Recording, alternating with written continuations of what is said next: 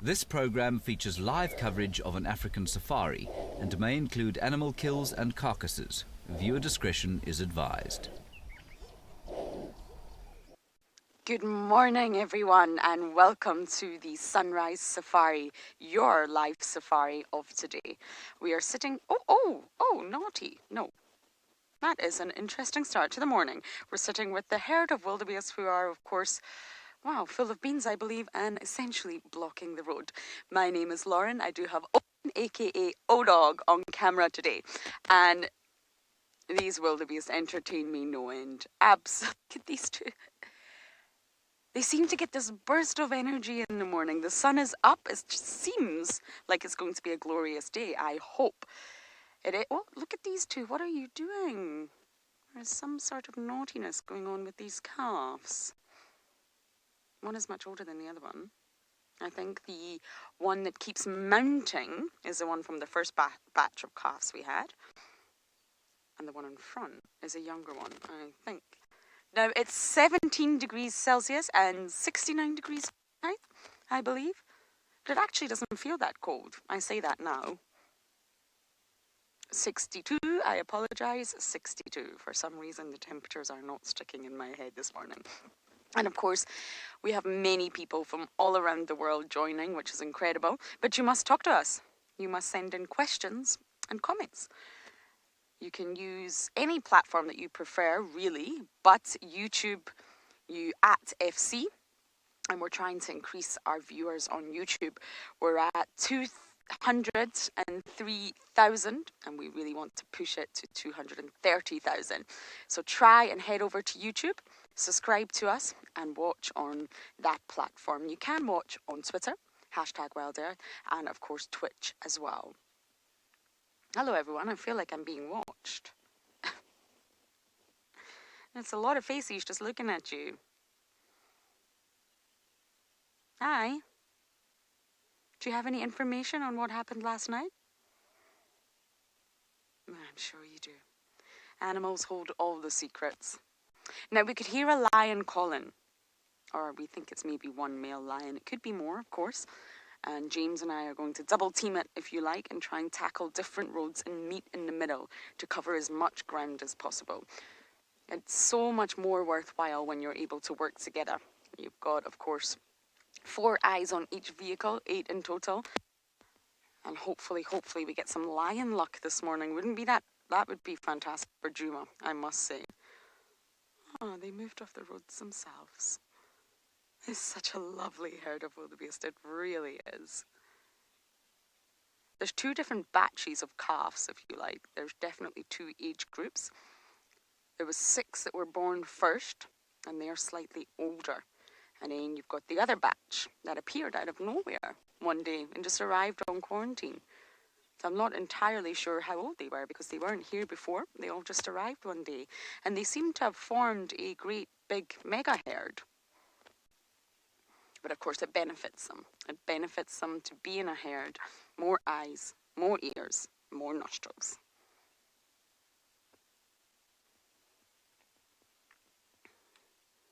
Okay, everyone, you have a great day, guys. We are going to continue on bumbling and see what we can find quickly around the western edge. The western edge is normally a really productive area for us.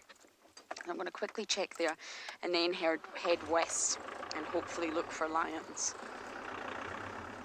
Now not the problem with lions, but sometimes when you hear lion audio, especially on a really cold morning like this, sounds closer than they are.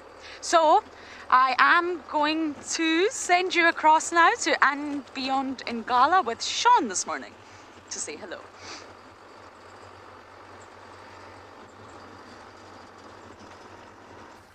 Good morning, everybody. Welcome to looks like quite a beautiful morning, a little bit cold, but a beautiful morning here at andBeyond in Ngala. This morning you'll be with myself, Sean, and we've got the ever-present Marcel behind the camera. This morning what we're doing, I just heard that Lauren and James have heard a lion roaring this morning, so they're going to go look for there. So what we're going to do is see if we can find some leopards, maybe some elephants, giraffe, things like that. So we're sticking around the middle parts at the moment. We've been looking, lots of hyena tracks up and down, but no sign of any sort of cats or any of the animals that we're hoping to see yet.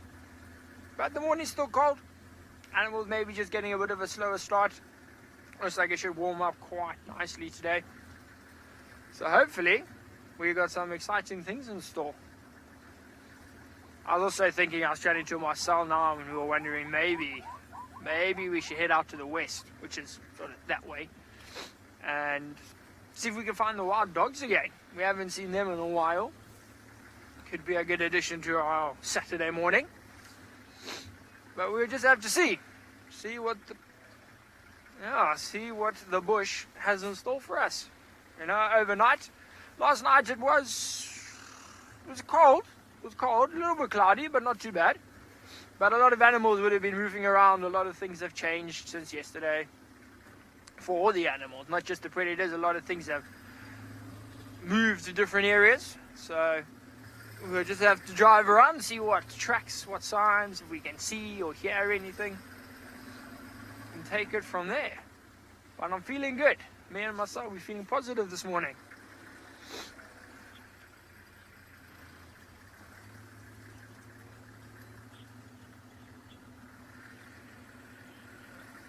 So we've got our first question from Tame. I think he's 16 years old. He wants to know what the temperature is. And I'll tell him, I'm told that it is 17 and 62, so 17 Celsius, 62 Fahrenheit, which I can imagine is a bit of a wind chill for us driving here though.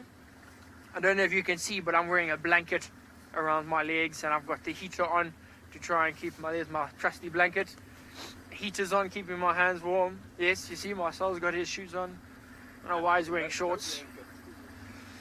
But it's the wind chill's very cold here today. Now there's a bit of dew on the grass. You can see some pieces of the road are actually much darker in color. It's all of the dew from last night. So for us, it's actually a bit colder than 17. With the wind chill, I might take it down to about 15. Which is good though. Which is good. You see at Djuma, they got the lions calling because of the cold, because of the night, things like that. So that's why. Oh, what's that? That is an impala. That's why there's a lot of potential for a morning like this.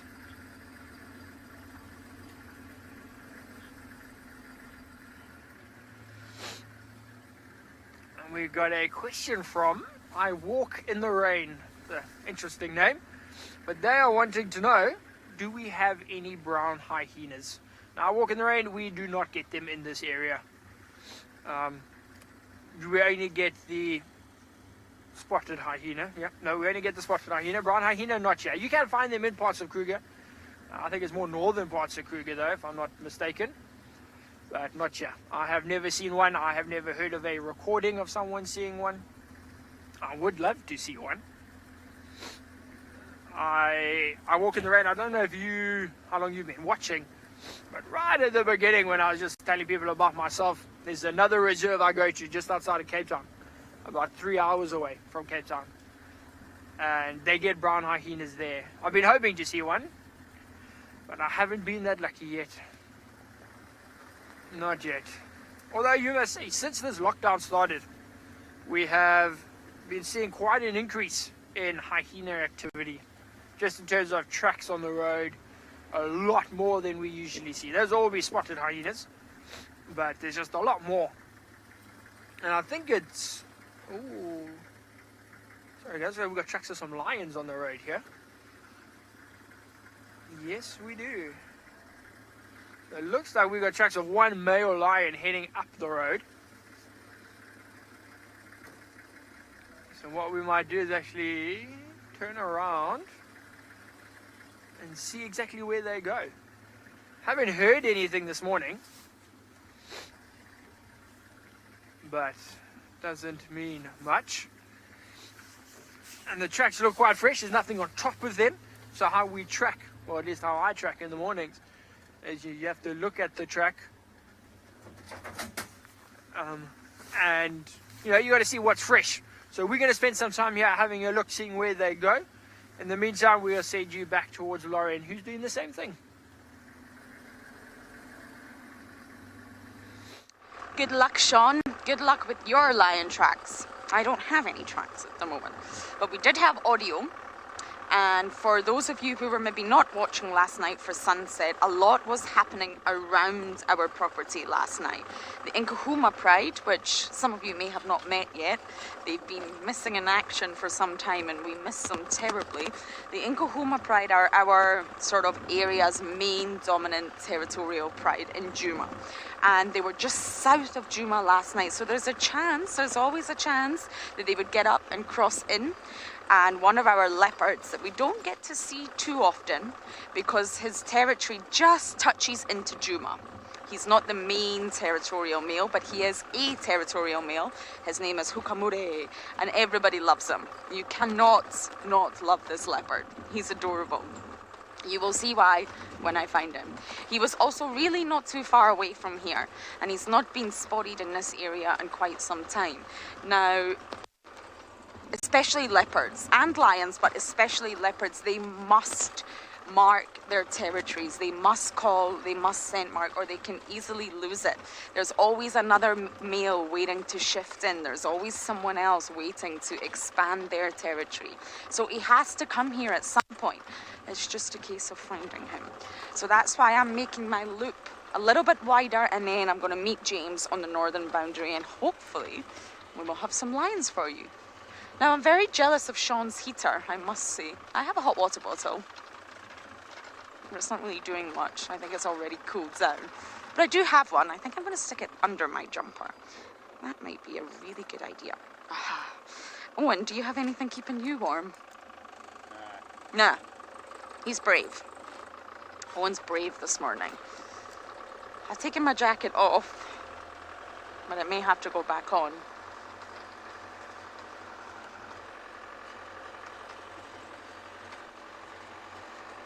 See, Khan? You're asking, am I ever afraid of coming in contact with lions? I have actually had some very close encounters with lions, and I've had lions on foot when we do bushwalk. We're not doing bushwalks at the moment, but we do them. And I have to say no. During the day, no, really. At night time, my answer would change. And then I'd say, yes, I would never be on foot with lions at night time, of course. But during the day, no, we know our prides, we know how to drive next to them, how to be close to them, we can read their behaviour. And on the vehicle, really, a lot of the big predators are used to seeing you. They've seen you every single day since they've been born. Okay, maybe me, but I'm generalising humans here. And they're just very accustomed. We just are part of their life. We don't hurt them, we don't harm them, we don't threaten them. They're just used to hearing the vehicle, seeing the vehicle, and smelling the vehicle, really. So I have to say, I'm not scared of seeing the lions. I was with a mating pair one time, and I'd positioned myself in such a way that we were far away, but they actually got up and they moved towards the car. So I thought, right, they're mating, they're exhausted, they're skinny. Lions don't eat normally when they're during the mating bouts. And I thought, I'm not going to turn on the car. They curled up and went to sleep. But then all of a sudden, the male lion, I'm sure it was dark mane, stood up and just walked straight towards the vehicle. He must have been just less than a meter away, under 3 feet. And he stared right into my eyes. And that's the tricky point. A lot of people will say that the predators aren't aware of humans on the vehicle. You become one thing. Humans in the vehicle are one big giant blob to them. I don't know if I agree with that. Many predators are able to find your eyes. They know you are on that vehicle. And that was a heart-stopping moment, I must say. But he was just exhausted, and I don't really think he knew what he was doing. Once he sort of realised that he was facing the wrong way and not guarding his lady, he immediately turned around and curled up next to her and went to sleep. But it absolutely was a heart-stopping moment, for sure. One I will never forget. But essentially, no, I'm not scared. Okay, I've not seen one single. This is all just antelope tracks. Lots of different antelopes. I'm sure there's a hyena in there as well. Car tires. Yep, hyena. Hyena. No predator. Okay, hopefully the next time you come back to us, I will actually have an update ready for you. But for now, we're going to send you all the way back across to Sean and see how he's getting on with his search. So I was just listening now to Lauren's stories about, encounters with the lions. And having them walk up to the car and look at you and things like that. And I was just chatting to myself about some of my experiences. And I was just saying to him how, even though I do it every day, and I do see these lions every day, every second, every third day, you get to sort of know them. And but still, it's scary every time, and I think it's good to have that sort of respect, that fear of these animals, be it lions, elephants, giraffe. Yesterday we drove past a giraffe that didn't move. It was standing right there on the side of the road. And it's a little bit scary, when you drive close, you see how big these animals are, and you realize, how we in their area, and they are actually in control here. It's humbling. But our search ended very quickly after you left us. Now, the tracks of that lion seemed to turn off the road, and we decided rather let's not follow. He was going into some thick bushes, so we're going to carry on.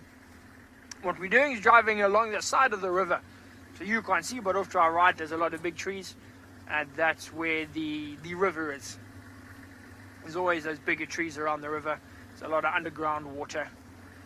It's a good place for things like elephants, for buffaloes, and I'm hoping for leopards.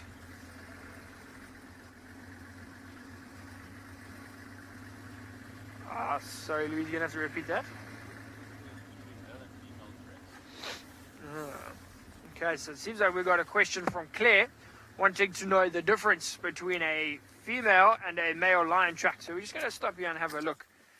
So this picture here, Claire, this is a lion track. Now this to me looks like a male, purely because of sort of the size. So the best way to tell the difference is just the size. Claire, females will have smaller tracks than males will. The males, they got the mane, they're heavier, they got bigger sort of heads, necks, so their tracks are generally a little bit bigger. A male lion, maybe the size of my hand, where a female will be maybe up until, let me put that down, until like the first digits over there. So not much smaller, but you can tell a difference. And also you would generally find, not all the time, but generally a male might be walking by himself, or if he has a brother, two of them, where females will be in a pride. So you'll see maybe 4 or 5 or 6 sets of tracks walking together. Unless you know. So like for us, we know we got a coalition of 2 males. So they will be the 2 that walk together. Where our females, we know there's the whole pride, which is 13 or so of them. So we can also tell that way. So that helps us. But otherwise, it's just the size-based thing, really. When you get down to the actual trackers, the guys that normally sit up front there, they're very good.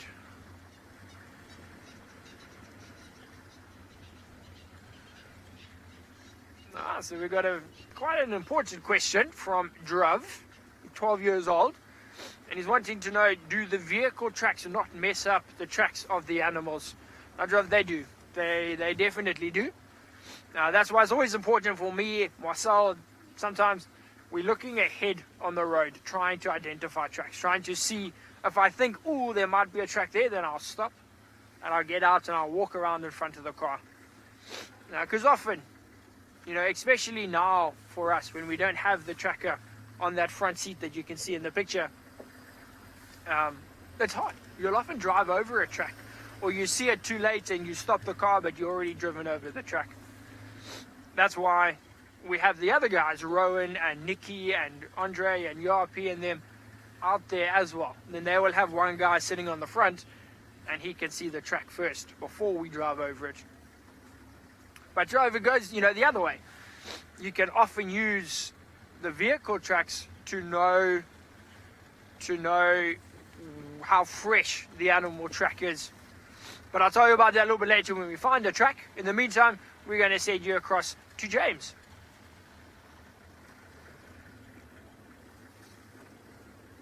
Good morning and welcome to this end of the Sunrise Safari. My name is James Hendry. And on camera is David. Hello. And we're feeling depressed, aren't we, David? Yes, profoundly depressed. In need of medication. We heard a lion calling this morning and we thought, yippee, that sounds like it's on the northern boundary. And we drove up to the northern boundary and there we found tracks of the lion. And we were self-congratulatory. And then we saw that the tracks of the male lion were heading in a westerly direction. And we thought, well, that is exciting. And we followed them and drove along and they were on the road. And then they disappeared. And we thought, well, he's either headed north, which would be bad, or he's headed south, which would be good.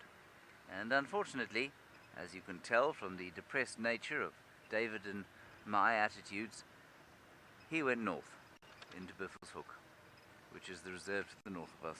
And so it's unlikely we're going to see him unless he does an about turn, and I can't imagine why he'd do that.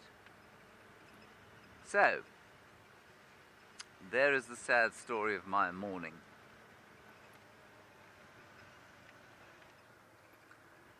Oh, goodness, Peter. My favorite favorite memory of finding lions. I'll have to think about that, Peter. Favorite memory? Well, I'll tell you one of my favorite memories.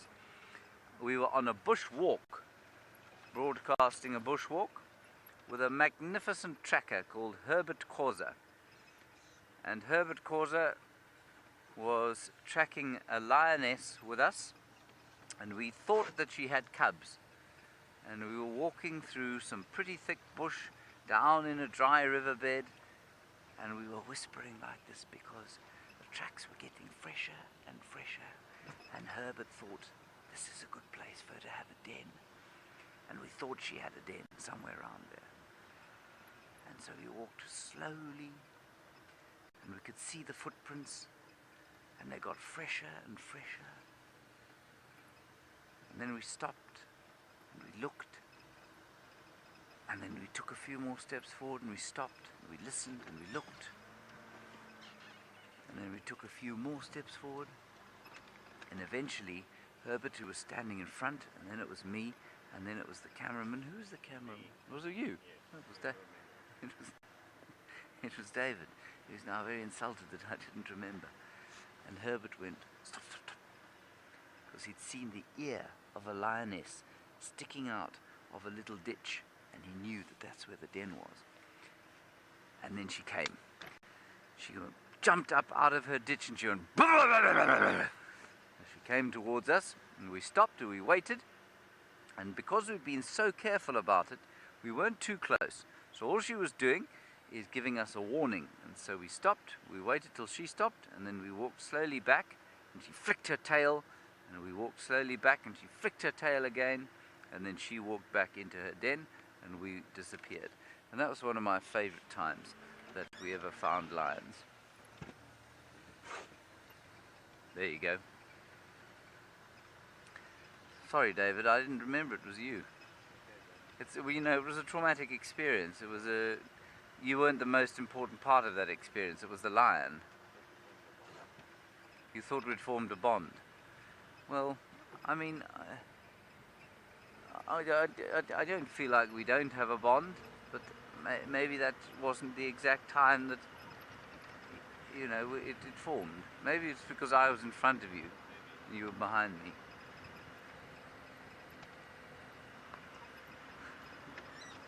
Quite touchy, these artist types.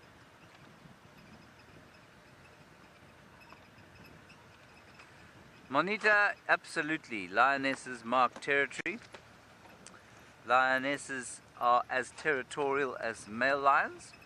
Normally what happens is a pride of lionesses and their cubs will have a territory inside a territory of a male lion. The male lion or male lion coalition, more commonly, will have a territory that encompasses 2 or 3 pride territories.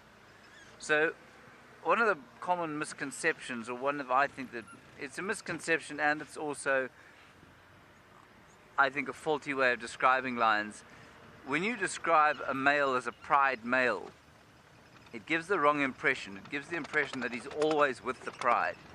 It's much more like leopards, where the male lives in a territory, and inside that territory there are a number of female territories. And that's basically how it is with lions. There's a lion territory, the males, and then the prides have territories within those male territories. If that makes sense? And then the pride will sometimes have the male with them, and sometimes they won't. Most of the time they won't.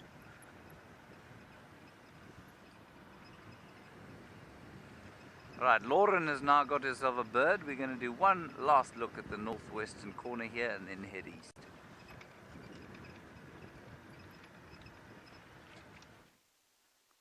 I have just searched around the northwestern corner too, and no luck. We really need those lions to call again so we can sort of get a sense of direction. Now we have a red-billed hornbill, who I think is eating ants. He's using that really sharp pointy beak to sort of stir up the sand, and he's plucking up ants. And if you watch him, throwing them to the back of his throat as quickly as possible to get them down the esophagus and into the stomach. There's not much mastication going on there. No chewing, straight to the back of the throat. Oh, those delicious, yummy ants, all the protein.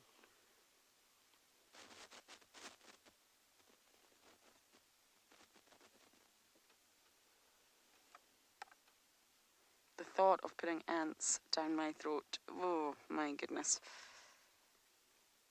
But of course, once they enter the stomach, they'll be hit with the stomach acid, and they'll probably die immediately. But I could not even begin to imagine how it feels. Oh, hello. Good morning. You're very busy this morning. Oh, there's lots of ants, one by one.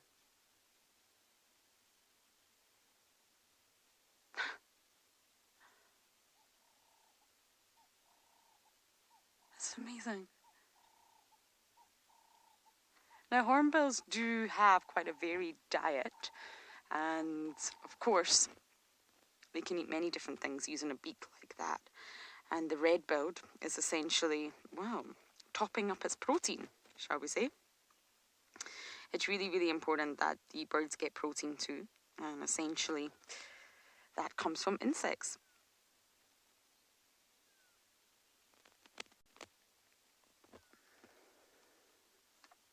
So they're carnivorous for sure. Now we're on the western boundary, and this is just making me laugh, this impala up here, Owen.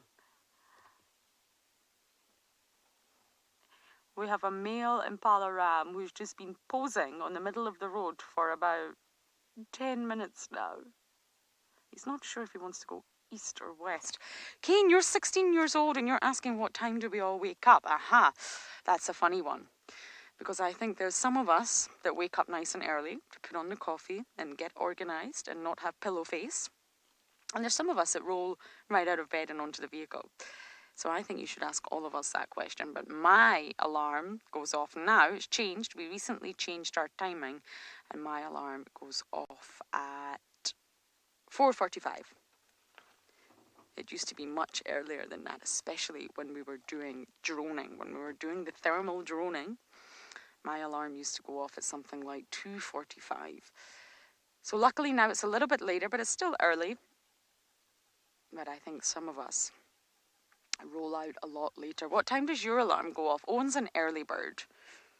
Goes off at 5, but I'm usually awake. At what time? 5? Goes off at 5, but I'm usually awake. Okay. It goes off at 5, but he's usually awake by then. I'm not sure what time James gets up, but I'm intrigued. I know that David Eastaugh rolls out of bed about 10 minutes before bums and seats. That's what we call it, when our bums must be in the seats. Oh, Kirsten's saying James wakes up at 4:15. Wow, okay, he's the earliest. Oh, and we're going to move. I just want to check this road for any signs of lions, and then we will bumble down the western boundary. So James, I think, probably gets up the earliest then. He wins that one. 4:15. Ooh. But I like to be awake nice and early and get ready, get in the right mindset for the game drive ahead. pillow face and pillow mind doesn't work for me. But normally in the guiding game ranger industry, you have to get up very early. There's no such things as sleep-ins. Aha, we're going to ask everyone, I believe, so we're going to send you across to both Sean and Marcel and find out exactly what time their alarms go off.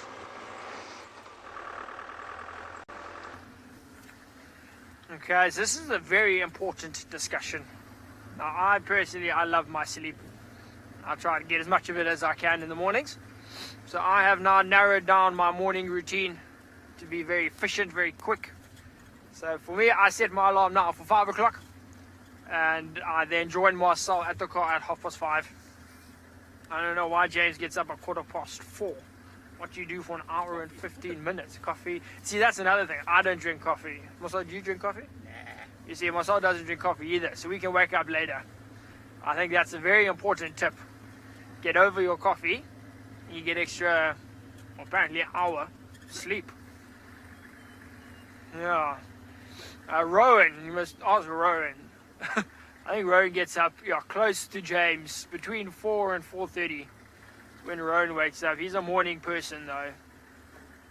He's up, but it also depends how, because we go to bed. I don't know what time they go to bed at Djuma, but last night I was asleep before 9 o'clock.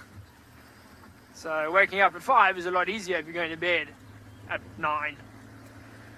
A late night for me is... Okay, there we go. So James, I'm told, also goes to bed at 9, which is good. It gets tricky though when I go and leave and I go home to my friends. And my friends are like, oh, let's go for a beer. So I'm like, cool, lekker, let's go. Like, what time do you want to go? Like 6. And they're like, oh no, I'm only free at 8. And I'm like, my friend, I'm in bed by 9. I can't go at 8. It doesn't work. So you gotta readjust to normal life and then back to bush life, which is. I'm on average up at 4:30 around 11:30. There we go. So I don't know if you heard that, but Marcel's saying he normally heads to bed at around 11:30, and then he's up at 4:30. See, for that I would need coffee. What we're going to do, we're going to drop into the Hippopotamus River. Over here, we've been driving along the bank, haven't seen any tracks coming out here. So we're going to drop into it, drive past the big puddle really, but it's just a very full puddle now. And see if we have any tracks of the leopard crossing the river. Now if you remember back, maybe 4 mornings ago when Rowan drove, and he found that female leopard, the Ngala female. This is all within her territory here. She often leaves her youngster, her cub, along the walls, or the banks of the river rather, and then she hunts up and down the side. So we're going to see if we can find any tracks of her crossing in and out.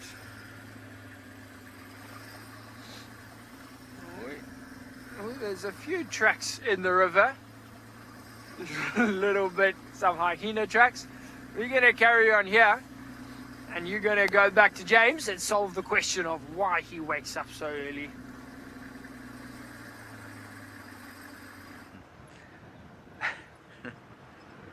I wake up so early because there are things to do, Sean. There are things to do. So at 04:15 I get up, stumble out of bed, brush my tuffs, have a cold shower, because there's nothing like that to wake you up. It's very unpleasant to start with, but it feels great afterwards. And then I make coffee for myself and my good wife. And so by 4:30 I settle into my coffee and I read. I read for half an hour till 5, and then at 5 o'clock I set to my computer and I edit photographs. And then at 5:30 I go and get ready for game drive. That's my morning routine. Things to do, things to do. My good wife drinks her coffee only at about 5:10 or 5:15 or so. Normally 2 or 3 sips. I'm not sure why I make it for her, but there it is. I'm only coming to terms now with the complexities of marriage. We gave up on the northwestern corner of the reserve. There's definitely no lion there that I can find. Pretty sure the tracks have gone off to the north. We'll head off to the east and see what we can find in this vicinity. It's a lovely day. It's still crisp. It's not too hot. And the light is pleasant. And hopefully we can use this light to shine on an animal, be it an insect or a spider or a mammal of some description. Even a flower will do at this stage.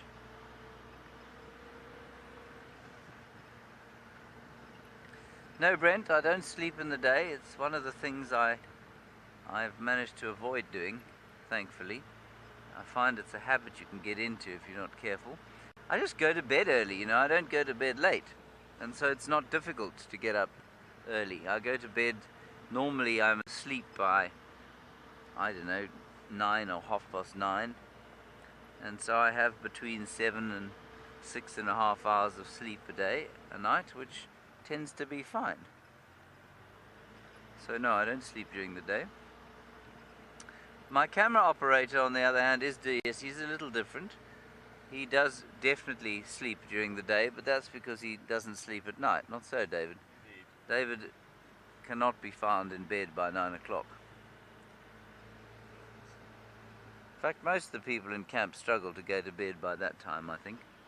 In fact, I'm pretty sure that my good wife and I are the only two who don't sleep in the middle of the day. Certainly for a period. But that's because we go to bed earlier than everyone else. I used to, when I was a guide of guests, I tried not to sleep in the middle of the day, but I really found myself utterly exhausted most of the time, because you were going to bed, you know, 10, 10:30, sometimes 11, and then getting up at 5 to try and to get ready for game drive. And then I really understood why I tried not to sleep in the middle of the day, but often I just had to. And you'll find that most guides do, because they have late nights, and so they have a very short period to sleep at night. But here we don't have that problem. So if you want to go to bed early, you can. Right, we're going to continue and try and make sure that in our next segment with you we have a piece of interesting biology to display. Let's go to Lauren and see if she has a piece of interesting biology.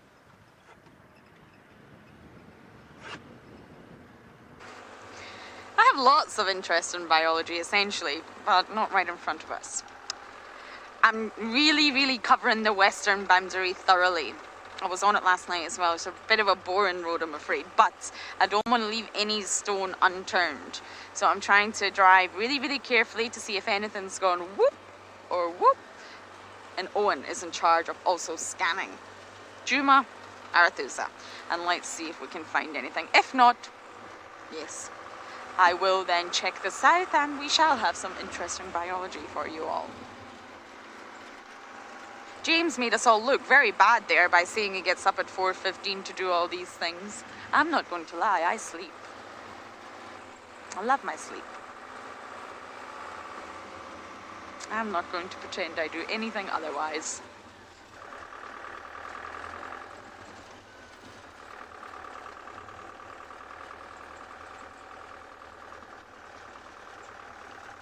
Maddie, you're asking if Hukamuri has returned, Rudy fight with Tingana.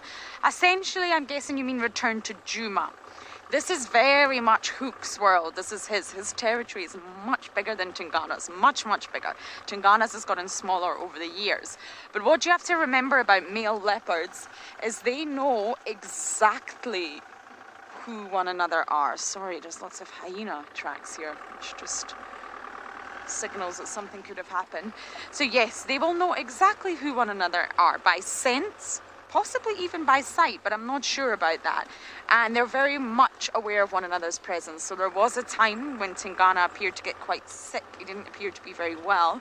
And of course, he wasn't moving much, he wasn't mobile, and he wasn't scent marking. And Hukamuri just pushed in and pushed in and pushed in. Territories are fluid, they're very dynamic. I like to compare them to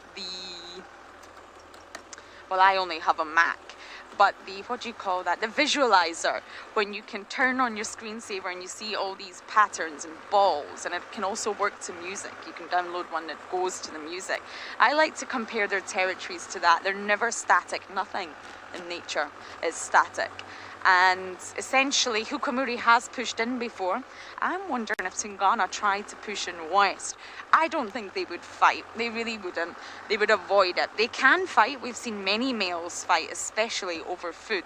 But I think Tingana and Hukamuri would probably avoid it. They've met countless times, I'm sure. And Tingana will be able to smell when Hukamuri's been around and vice versa. So males can fight. But it's really not beneficial at the age Tingana's at, 13 years old, to engage in battle. Whereas Hukamuri, for those of you who don't know him, he's missing an eye. Well, his eyeball is there, but it doesn't function. He's also been in a battle recently that's affected his ears. Instead of his ear, the cartilage standing upright, and now flops down. He's got a lot of scars on his neck. So yes, Hukamuri's a fighter. So essentially they could, but I think Tingana would run. And it's not that they don't know each other, they do. The biggest threat to any individual is a member of their own species, and therefore it benefits you in all shapes and forms to recognize individuals of your own kind. They are the biggest threat after all. So you need to be able to recognize one another, whether it's visually, whether it's by scent, whether it's by calling. I'm sure they all recognize each other's saws as well, I'm convinced of it.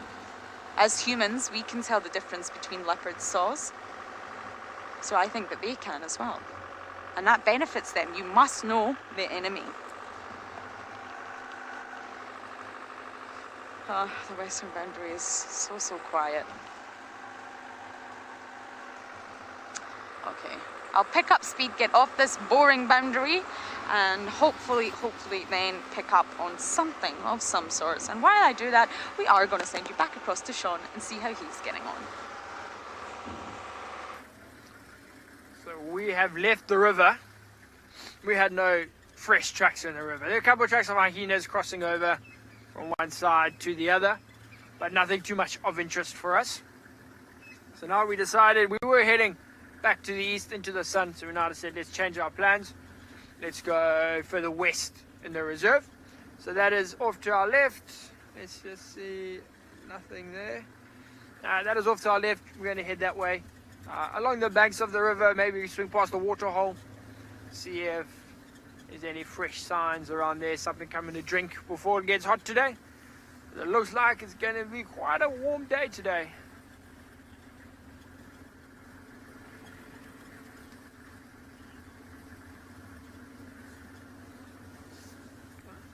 There we go. A question from David. David wanting to know, as a ranger, as a guide, do we have to log our sightings every day? David, it depends. It depends. So here at andBeyond Ngala, we will log sightings that happen off-road. So, let's say, so we're only off-road for the big five. So the lion, leopard, buffalo, elephant, rhino, if we're lucky, and then cheetahs and wild dogs. So if we see any of those and we drive off the road, David, then we will log that. That's more for the actual off-roading. So that's we'll go back and we'll say we drove 200 meters off the road in this section of the reserve because of this animal.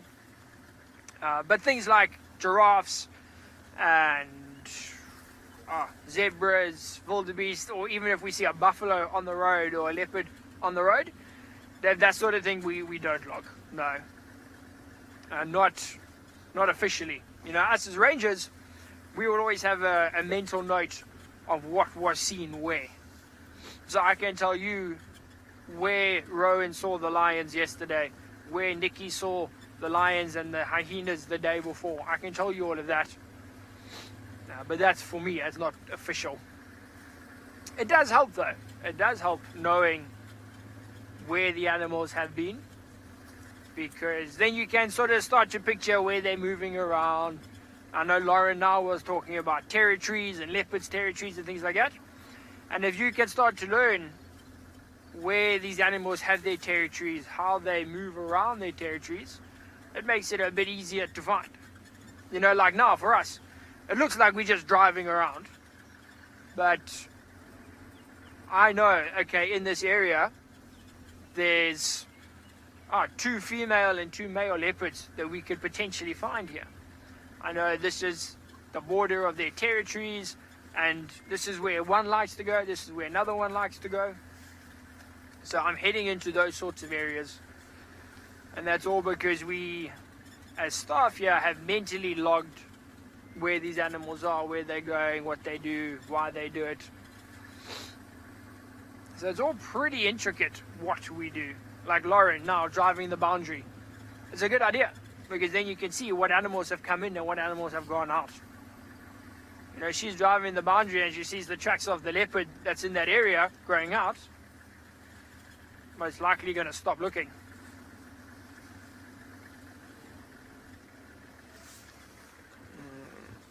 Also, did you copy that question?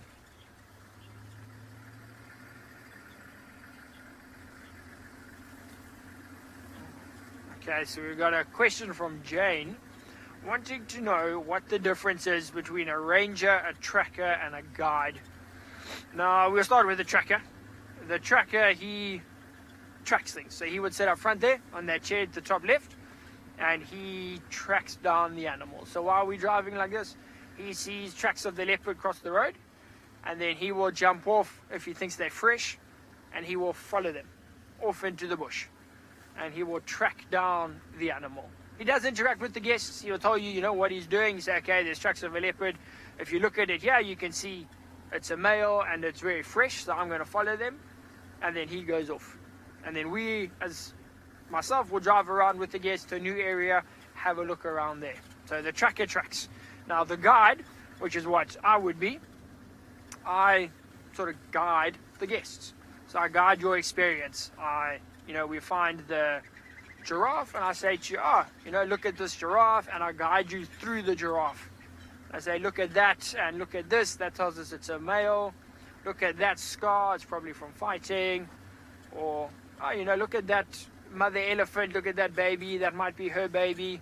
You can see her teats are swollen. Look how close the baby is. So I will guide you through a sighting, guide you through your safari experience.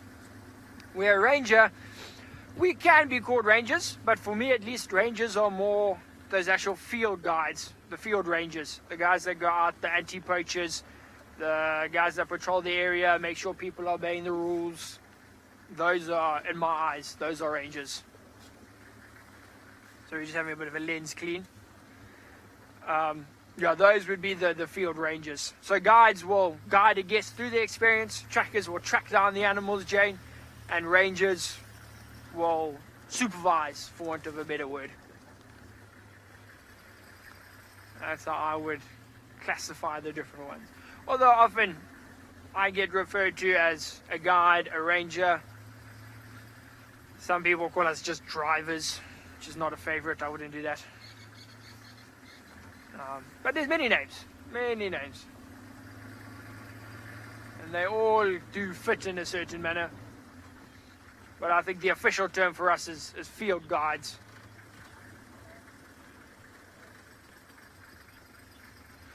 We have a very interesting question from Habija, wanting to know, are there any female trackers or guides? So trackers, I believe there is one, not at Ngala. I think there might be a female tracker maybe down in the Sabi Sands.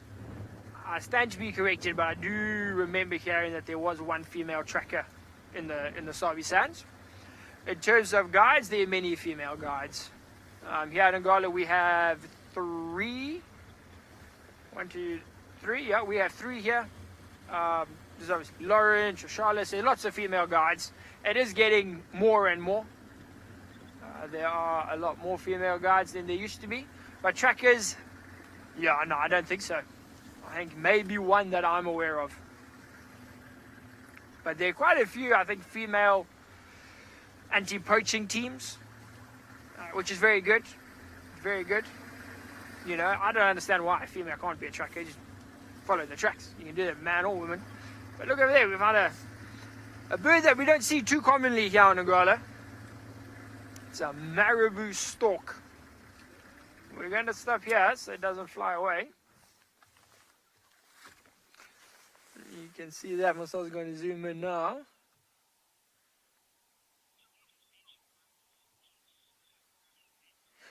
Sorry, yes, so Marcel keeps cleaning the lens. Two reasons. Now that it's getting warmer, there's a lot of condensation that goes on the front of the lens. And there's also a lot of spider webs this morning. You can't see them, but I'm telling you, they are all out here. They go and they catch on the front of the lens. And then you can't see too well. That's why I keep picking at my face, pulling off spider webs.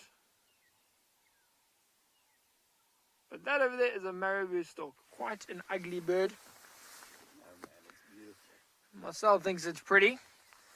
You know, each to their own. But it is part of the ugly five. And not a bird we see too commonly. It's a carnivorous bird. Does eat quite a lot of meat. Normally in groups. Well, I think I've seen them maybe 3 times. So I think at least Louise agrees with me. She thinks her words were unfortunate looking. But the only other time I think I've seen them is near waterholes. There's a big waterhole out in our northwest. Alfred Dam, you have been there before. That's where you see them. I heard a story. I'm not sure exactly how true it is, so you may want to Google this if you're sitting in front of your computer. That if you look at its legs, you can see its legs are white. And now I was told that that is due to the fact that when this bird goes to the toilet and it defecates, it poops, it dripples down the leg, and that's what makes it white. That's what makes the legs white. So quite unpleasant. So we're just cleaning the lens again. But where this bird is, off to the right hand side, there's a little water hole here. So you may be going towards there looking for little frogs, insects around the water. But in the meantime, we're going to carry on searching. We're going to send you back to James. There are tracks all over this reserve, or on this northern boundary, and they've all gone north. Anyway, we're now at our sort of standard issue default point where we go and check the waterhole in the northeast corner, aka Biffle's Hook Dam, Buffalo Corner Dam, and we'll see if anything turns up here. Keep looking at the roads, trying not to bump the cameraman off the back. David, I haven't ever bounced you off the back, have I? I've come close. Many of you have heard this story before, but one of the very first experiences Dave and I had was on those clearings just outside of camp. And you know, it's not usual to find clearings like that, those artificial clearings. And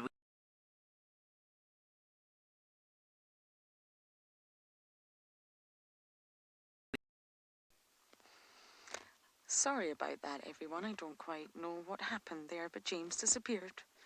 We have a lovely little sighting of mongoose. I'm trying not to move because they can actually be quite skittish. They're just wakening up. How many do we have here? 1, 2, 3, 4, 5. I can see another one at the back. 6. Oh, this is dwarf mongoose. And they've clearly been sleeping inside this termite mound.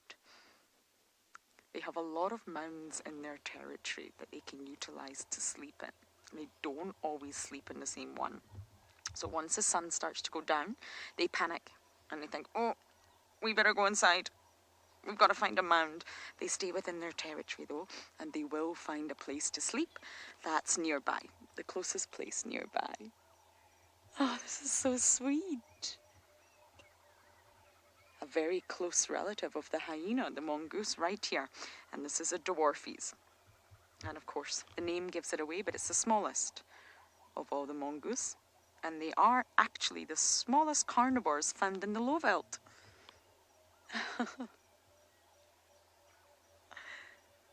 So we have found a predator. It may just not be the ones we were originally hoping for. What I love about mongoose is they're very slow to wake up. They're very slow, and I love that. If you ever want to see pillow face on an animal, you can look at the dwarfies when they first wake up. Oh, this is so sweet. It's cold. They're huddling together for body temperature, for warmth. And of course, they're extremely social anyway. They're cooperative breeders. They do a lot of things together. Everything's a collective effort, essentially. And grooming one another is a very important factor in their social dynamics. It keeps them very cohesive. Lions essentially do the same things in prides. They're very... Look at those little bums. I think this is the sweetest dwarf mongoose sighting I've had in a long time.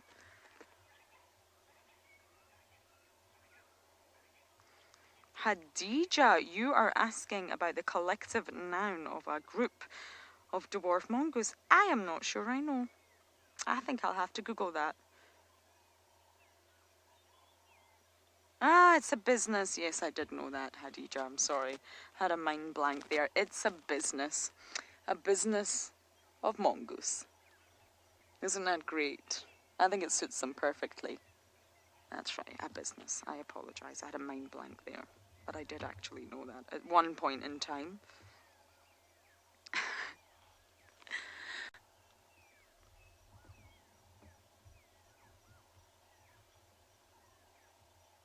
Rusty Nail, you're asking about their diet. So for dwarf mongoose, as I've already mentioned, they're the smallest carnivores you will get out here in the Lowveld.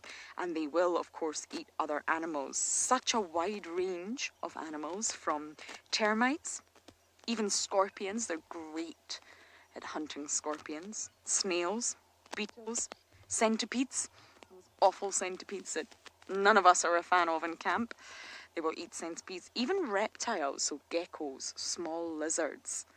I believe there's footage online of a dwarf mongoose actually killing a monitor lizard. It wasn't a fully grown one, but still. And they will eat eggs, bird eggs, reptile eggs, any sort of eggs that they do come across. So essentially they are they have a very wide diet, a very broad diet that includes a lot of other species.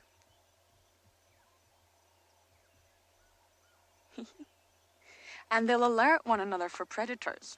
But it's not just sort of terrestrial land predators that they will alert for. It's also aerial predators, raptors, birds that will come down and hunt them. So they have different alarm calls, different vocalizations for there's a threat on the ground, everyone run. Or there's a threat coming from the air, everyone run. And they will communicate that amongst one another. Hayden, they make the most adorable sounds. I'm not sure I have the ability to do it. Okay, and they respond sometimes to humans. Let's see if they respond.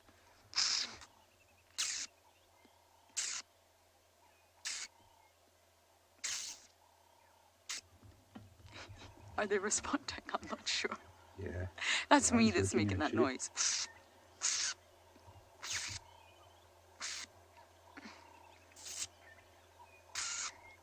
I don't think I sound very mongoose-like, but that's similar to one of their vocalizations. One of our old presenters could do it very, very well. But I clearly cannot. But they do have different vocalizations, and it's difficult for humans to hear, but they are different, and they will communicate different things between the business of mongoose. Depending on the threat, they can communicate what the threat is and where it's coming from. Renzo, you're asking about the territory and how big it is. And believe it or not, their home range is roughly about 1 kilometre squared. So the whole home range will include a sort of range or a network, if you like, of termite mounds. And not just mounds, they can also use burrows and hollows and trees, anywhere that's safe that can protect them during the night, because they do have a whole range of predators. And within their home range, which is not the same as territory. They have different meanings. They, of course, will sleep one night in the mound, and they're quite territorial over that mound. So the territory depends on what area of the home range they are utilizing. And the home range is around 1 kilometre squared, which actually really isn't that big. But of course, if you're a dwarf mongoose, that's quite a substantial home range size for being such a small animal. So they're territorial over different parts of the home range that they are utilizing at one time. I hope that makes sense. And they mark their territory with cheek and anal glands secretions. So they have different secretions that they can rub on mounds and vegetation to show that that's their territory. Oh, what a wonderful morning sighting. Look at that flexible yoga move happening right there. So I think I'm going to continue to check the southern boundary. And as I do that, it appears James has arrived at Buffelshoek Dam. I'm pretty sure it's Saturday, isn't it? Easter Saturday today?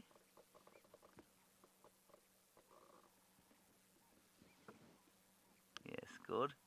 I thought Lauren said Easter Saturday. Oh, beautiful Sunday morning.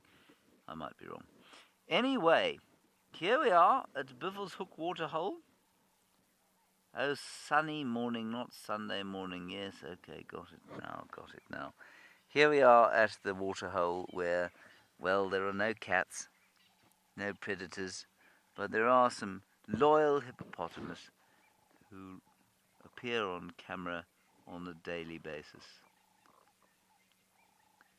Very kind of them to acquiesce to being on camera for our edification and entertainment.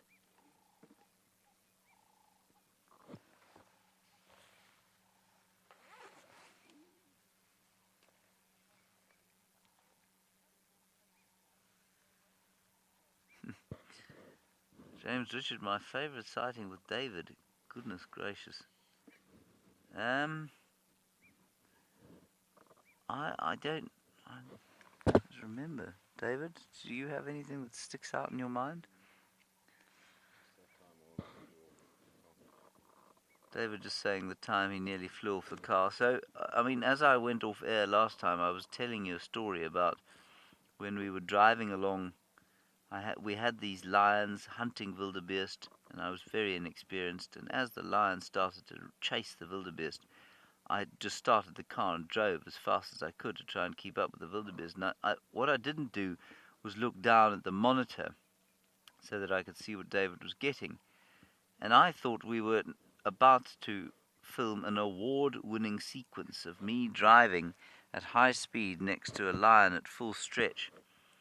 And I hit a small bump, well, biggish bump, and I thought, well, that's not great, but, we'll keep going. And then I happened to glance down at the monitor, and all I could see was blue sky. And the lions were still chasing the wildebeest. So I thought, well, what the hell is David doing? And I turned around, and he was... his legs were up in the air. His legs were up in the air, and all I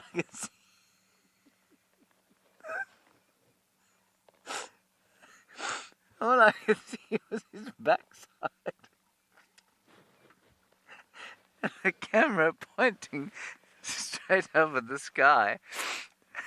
The lions continued their hunt, utterly undisturbed by the camera.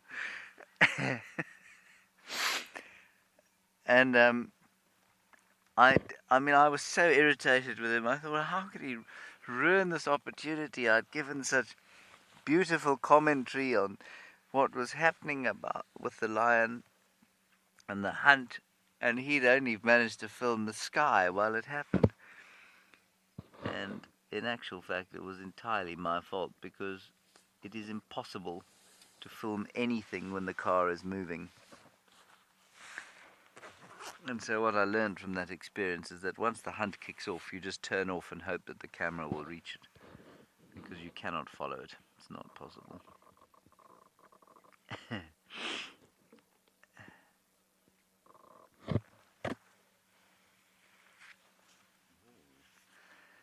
Kirsten now reminding us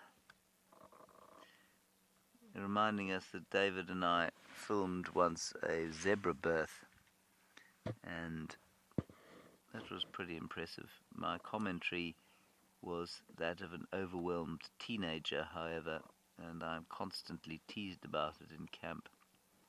The highlight, as the foal came out, being, "It's born, it's born, it's alive, oh you clever mare."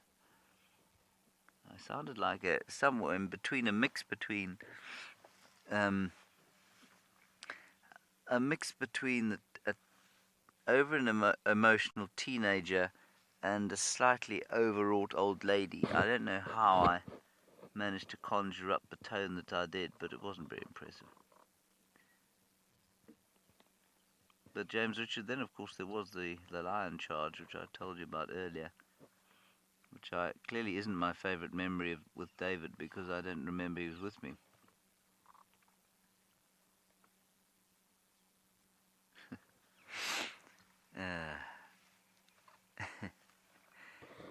What we were doing now is just waiting to see if these hippos won't blow out their spume again as the light catches them. It's very pretty when they go, the spume turns gold, doesn't it, David? Yes.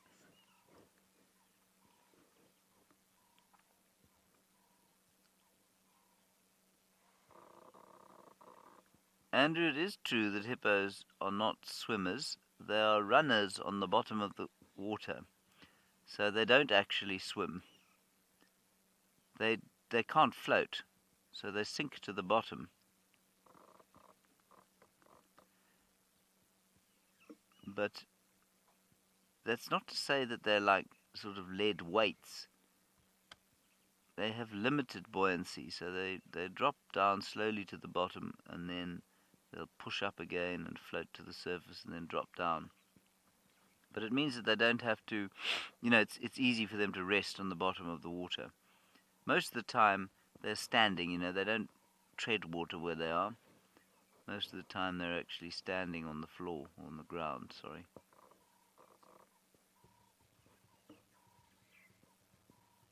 We should get a good spume now, David, when the older one comes up.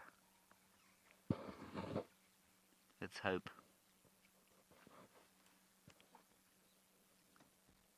I'm waiting, camera poised. David's got his camera poised. World-class images about to be brought to you from the northeast corner of Djuma of the Greater Limpopo Transfrontier Park. Bit of a bubble there. And as Louise says, the image will be edited tomorrow at 0500. Displayed on Instagram later that afternoon. The endless desire to receive followers and the dopamine hit that comes with receiving followers. Not so, David. Here we go. Oh, yes! Nailed it! Almost certainly out of focus. Oh, there we go. Do you want to see it, David? It's world class. It's going to win many, many awards.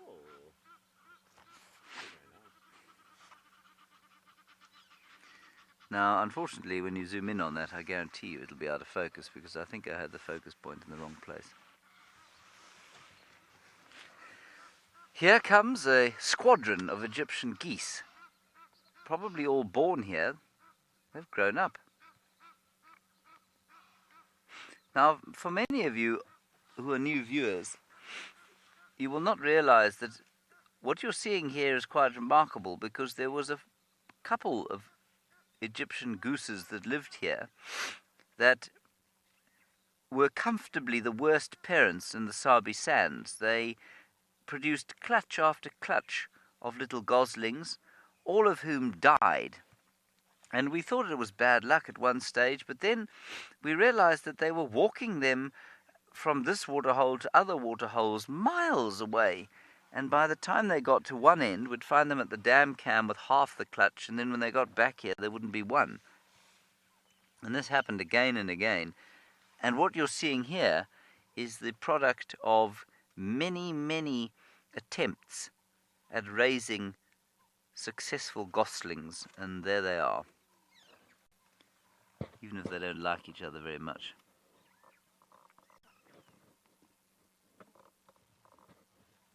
Ah.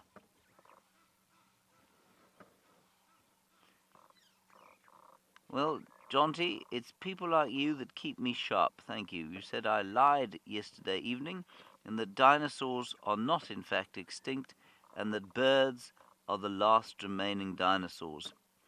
Jonty, I'm not going to take issue with you. I'm just going to apologize profoundly for being such an incompetent, gormless cretin, and I will attempt to be better as time goes forward. You are absolutely correct that birds are the last remaining relatives of dinosaurs. I think some people would probably take issue with your describing of them as dinosaurs. I, however, have no problem with it. And I thank you for watching us, and I thank you for bringing my attention to that really nice fact that you've given us. Thank you. I hope things are fun in New Zealand at the moment. Things are not too dire during lockdown. I know that New Zealand, being a country of great rugby fans, must be struggling with the fact that, of course, there is no rugby going on at the moment. We're struggling with that ourselves.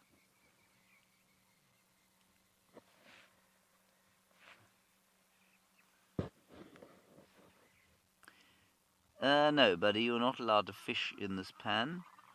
You could try, but you wouldn't catch any fish. And what's really interesting about that question, and it's a good one, is that this pan was a victim of the 2016 drought, or 2015-16 drought, and it dried completely. But as it dried up, so there was a really kind of unpleasant die-off for fish, and there were tilapia and catfish in this waterhole, and it's actually one of the first records that we have of Egyptian geese eating fish. They don't normally eat fish, they normally eat grass, but we watched Egyptian geese eating fish in this waterhole. But since its recovery, there hasn't been one fish in this waterhole, and I think it's now finally full enough that it will last long enough for it to be reseeded with fish. So I think come the end of the year, you'll probably find that the catfish, maybe the tilapia, have returned, seeded by either eggs on the legs of birds or in their dung, guano.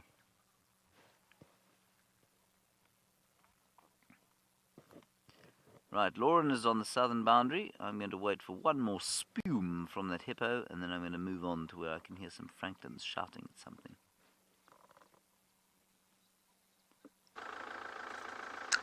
Good luck, James. We've found some tracks, some female leopard tracks, and they're the smallest tracks I've seen. They're tiny. They cannot be from a big female leopard. Cannot be Shadulu, for example. Andy, they're tiny.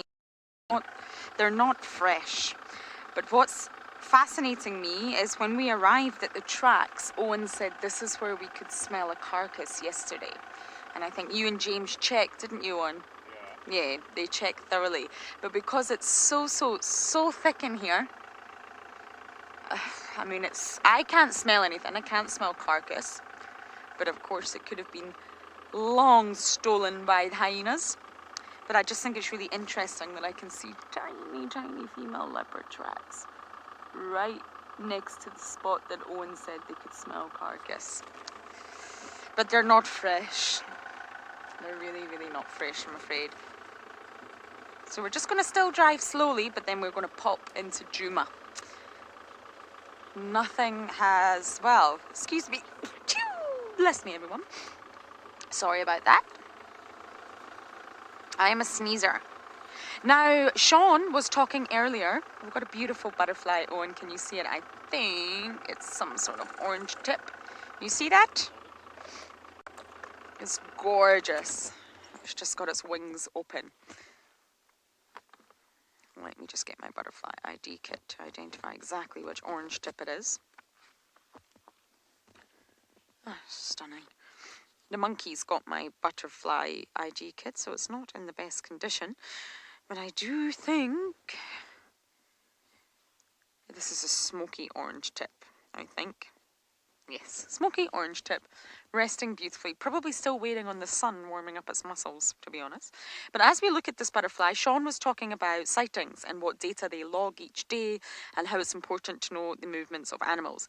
So for those of you who have been watching for quite some time, I have good news. I finally have the Panthera report. I fought and I fought and I fought, and I finally managed to find out exactly what was going on, and I've got it. Now, I've got the most recent one anyway, and for those of you who don't know what that means, here in Djuma, we do log all of our high-profile sightings. So that is your leopards, your lions, your wild dogs, your cheetahs, and yes, essentially that's it. For lions, you log both the prides and the coalitions, and they compute a sort of visual analysis of all the collated data.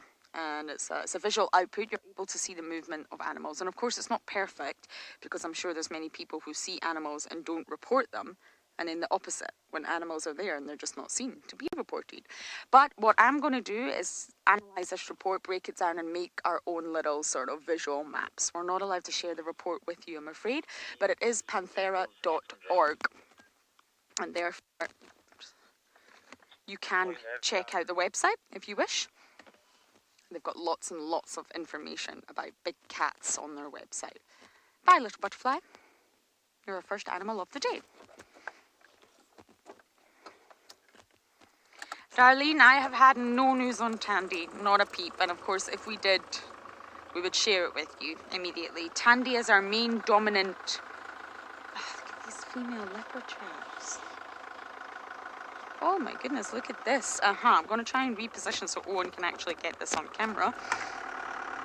It's a poo from some predator with lots of hair in it, right next to leopard tracks.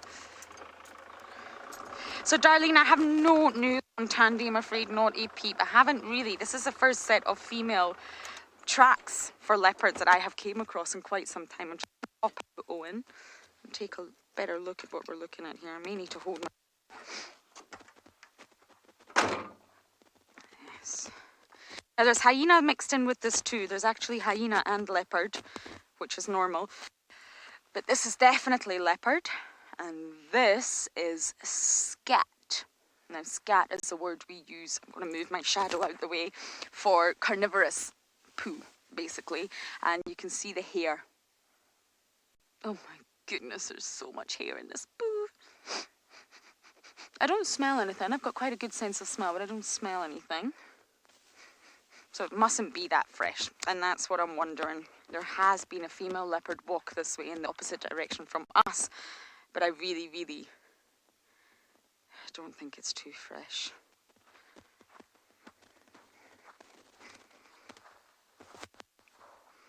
Yep, female leopard with the occasional hyena track. We may do a U-turn. We may turn around and see where they've been, but I think they've cut in on this side, which is Little Gowrie, and we can't traverse there, I'm afraid. So yes, Darlene, no news. I hope to find news. I know there was a lot of speculation about cubs. I think Steve mentioned that on one of his drives. I've personally not seen Tandy to gauge that. Haven't seen anything that would make me think that, I'm afraid. So from my side, I really, really don't know if she's got cubs or not. And I also really, really don't know where she is. I'm missing them all terribly. And there's so many new viewers that I want to introduce all our leopards to. Sadly, we're just not seeing them.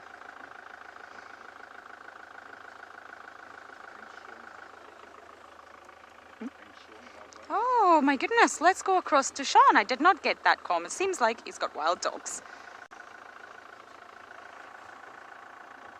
Short tail. Okay, guys. Managed to find some wild dogs. By we, I mean Ronan and Andre managed to find these wild dogs. And it looks like they're looking to hunt. You can't see, but there's one in the front here. It's got its ears back, its head out. We've got a clearing off in front of us.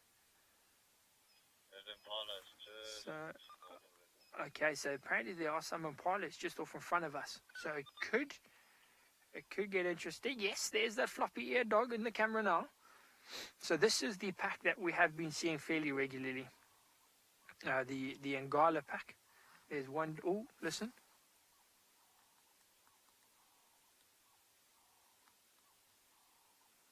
I heard an alarm call. There we go. So it sounds like there's a Wildebeest that has seen the dogs. And it's alarm calling at them. But it looks like they might. These ones are sitting, but you can see the ones in front. Look at that posture. Look at their head down. Look at all of them getting up now. Watch them. Watch the body language. Okay, that floppy-eared one's a bit hard because his ears are floppy. Oh, here they go. Here they go. Look at all of them heading off to the right here. We're going to try and catch up. Careful the spider web. Oh, that's not fun. And we are indeed. So they're all going off to our left here. We are going to try and go around this way. So I don't know if myself can see them. You can see them all running that way. Oh, look in front of us. You can see all the impalas going in front of us. Yeah, look at them go running out there in front of. There's a dog straight in front chasing down one. You see how the impalas, watch how the impalas run. Watch their back legs. Look at the dogs coming right in front now. This is incredible. To get them in an open area like this to go running for us is just spectacular. Let's follow. Now there you can see now how quick these dogs are. We are going around 30 kilometers an hour. Let's go this way where there's grass. Oh, look, they're still chasing down. It looks like, oh, they've narrowed maybe one impala down in front of us. But watch this jumping. So that impala is trying to show the dogs, look how fit I am. You don't want to chase me. And we're going to go this way. No, we're not. Okay, so now we need to see. We got dogs off to the right. We got dogs off in front. And we got, oh, one on the left. There we go. Marcel, watch your head here. So now it looks like they've changed direction.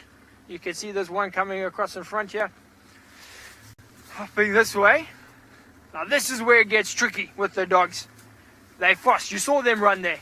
They are very fast. And they change direction depending on where the impala ran or whatever they're chasing runs. Now we got to keep up. Watch out on the left. But how incredible. Find them. Not even a minute later, they're off on the hunt. That's the thing. Everything can change out here. So there's one on our right there, Marcel, but I think I saw two in front. So let's go that way. Now I'm going to try and keep up with them as much as I can. You can see it does become a bit tricky. Watch out. Oh, that is a big tree over there. And over there. Ah, okay, we need to find a way here. Not that way, no, we're going to turn. Ooh. Okay, while we try and find a way through and around here, we're going to send you back to James, see if we can find these dogs again.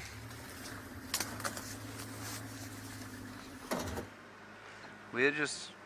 Ooh. You smell that? You smell the popcorn? Smells like a leopard's been marking here. We did hear some alarm calling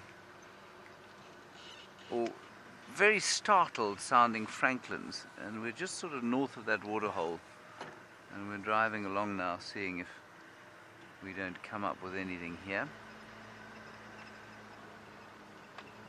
Otherwise, Ngala is producing some wonderful content right now, which is great news. It is, David, if you would just kindly jump out and fetch it for me. I lost a piece of equipment,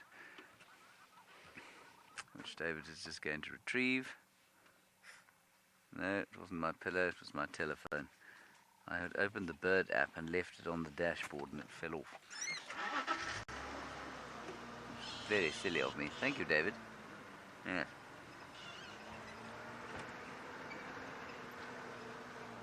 Gosh. Alright, Sean's managed to get through those bushes and he's found his dogs again.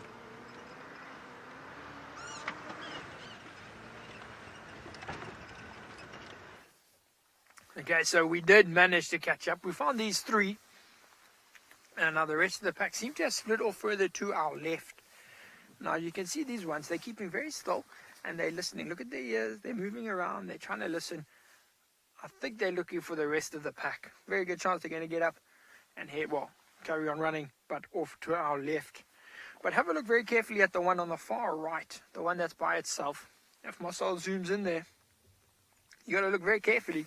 But you can see underneath the stomach, just in front of the back legs, you can see all of the teats. So this is the alpha female. So she's the main female in the pack. She's the one that we think, well, I've seen her mating very recently. So she should hopefully be pregnant soon and giving birth, where are we now? April, maybe, yeah, end of May, June. She was mating maybe a month ago, just under a month ago. So she's the leader. And then possibly one of these other dogs, one of these other males. The one behind her is a male. He's staying very close. He could be the alpha male.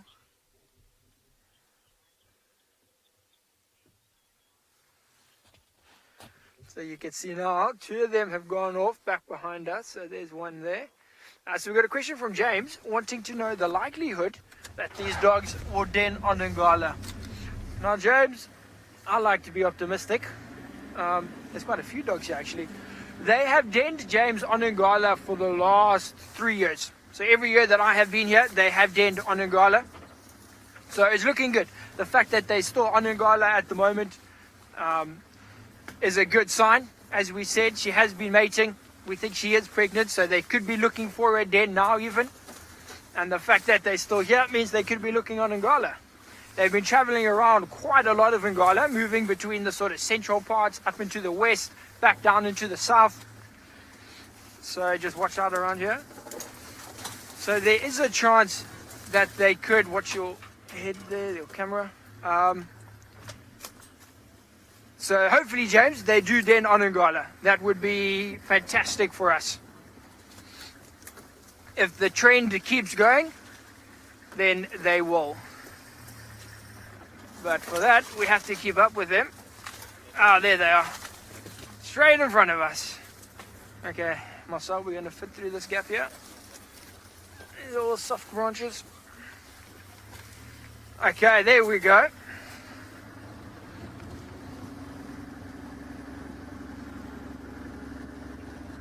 So we've got a question from Erica wanting to know what the easiest thing for the wild dogs to hunt. What's the easiest prey? Now, Erica, it depends a lot on the pack. This pack that we're following here, the Ngala pack, there's only, I think, 10 or 12 dogs. And they would hunt most likely impalas, like we saw about 5 minutes ago. They were hunting the impalas. I've also seen them catch things like scrub hares, which are like those little hares that run around here. But mainly impalas. You know, there's plenty of impalas around this time of the year. There are little baby ones around, so they go after those as well. So impalas, scrub hares, they'll catch anything really. Birds, they'll steal food. They're not above doing that. I've seen them chase a leopard up a tree and steal a leopard's food. That was a really, really cool sighting. That's it, because they're in numbers. These are very clever animals. They can hunt many, many things. Oh, there's another dog coming off from our right. You'll see it now. Look at the pattern difference. Look how dark the one on the right. Okay, so we got a question from Tamara, I think her name was. Want to know what my most interesting experience has been. Oh, following a wild dog is always incredible. Watching them hunt like we just did, following them from a thicket into a clearing, chasing down something, it always gets your adrenaline pumping. So that's really exciting. I saw lions hunt once. The Birmingham Pride hunt a buffalo. That was also extremely exciting. A little bit scary, but very exciting to watch and to be a part of. But for me, it's anything that sort of gets my adrenaline going. I don't know if you were watching a couple of days ago when the Birmingham Pride walked past the car and me and Marcel were sitting here. That was exciting. My heart rate just started to go down after that. So that was very cool. But I've just been told behind us, Marcel won't be able to see, but there's a hyena. Very often we see hyenas following the wild dogs. If you look at all of the predators out here, the wild dogs have a very, very, very high success rate. when it comes to hunting. And the hyenas know that. And they often follow.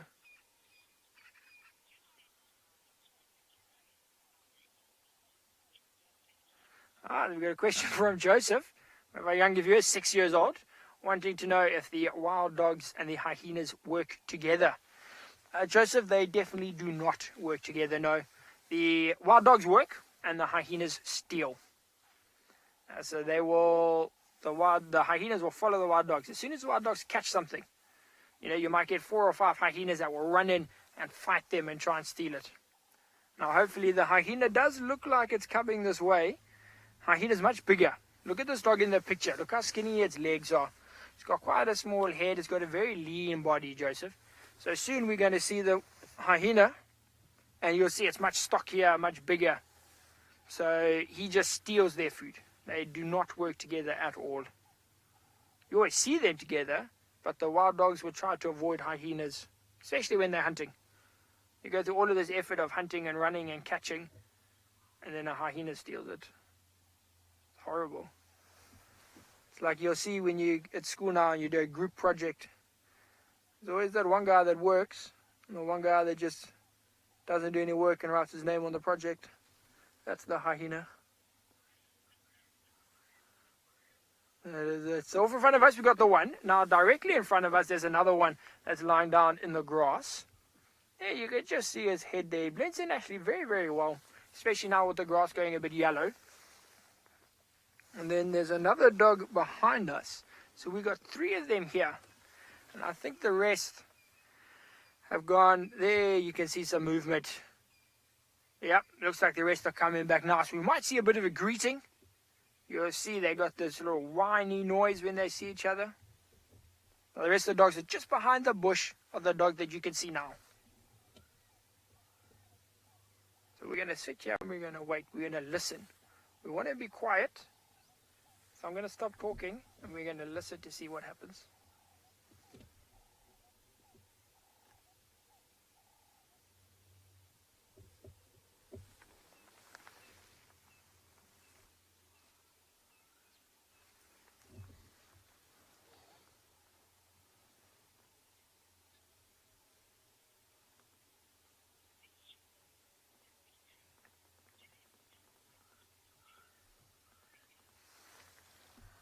So it doesn't look like they've seen each other, but they're just still sussing up what's happening. So in the meantime, we've got a question from Larica wanting to know if they all have a white tip to their tail. Now, Larica, wild dogs in general, they do, yes. They will all have a white tip to their tail. However, in this pack, there's one male who's behind us through some trees, and he does not. His white tip is missing. He's only got a black. His tail stops at the black. Most likely he lost it in a fight, maybe with other wild dogs or maybe even with hyenas. They just bit off the end of his tail. Hasn't inhibited him. He's still very capable. He still runs. He still hunts. He's been with the pack quite a long time. Now, he's the dog that I use to identify the pack. So you'll use numbers and say, okay, this is a pack of 12. Most likely the Ngala pack. And then you see him come trotting through and you're like, yep, look at him. The short-tailed guy. Let's see if we can get a look at them. They're all just kind of standing around at the moment. You can see the one on screen. Then we had the one whose head we saw. The one behind us. And then I can see the ears of 2 or 3 in front. Also just standing. In fact, they're all just looking around. We're going to go a little bit forward now. This one's lying down. I want to see if we can see the rest.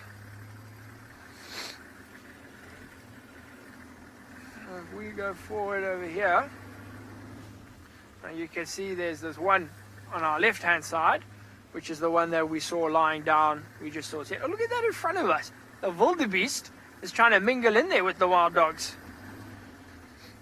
Yeah, he's got 5 wild dogs all around him. Oh,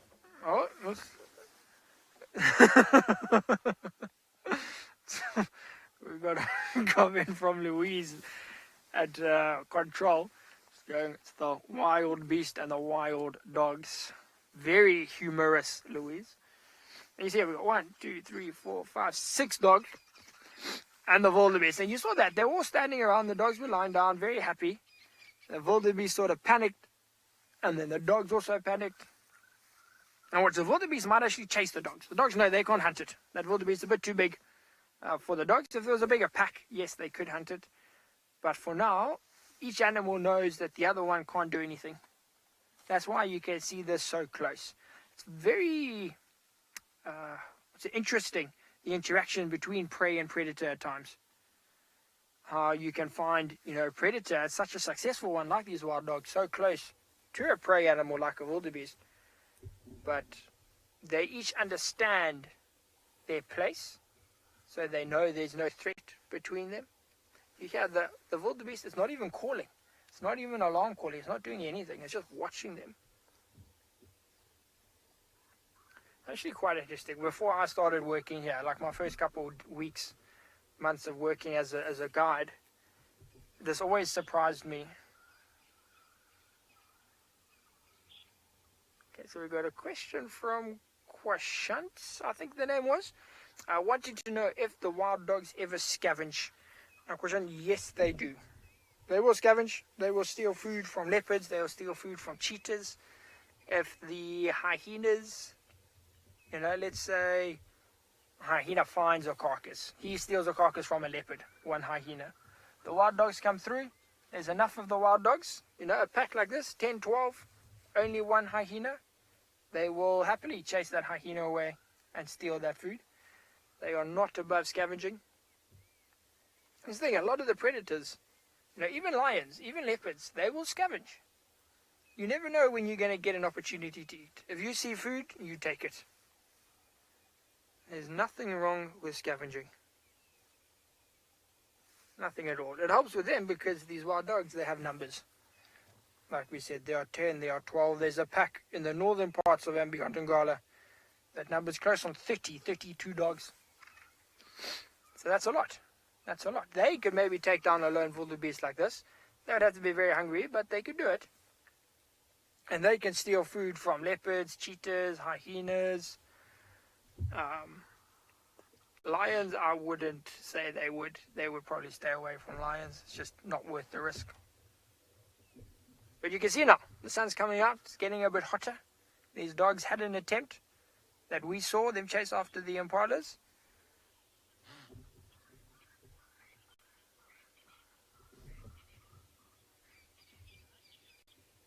We got a question from a local in Johannesburg, 9-year-old Kyra.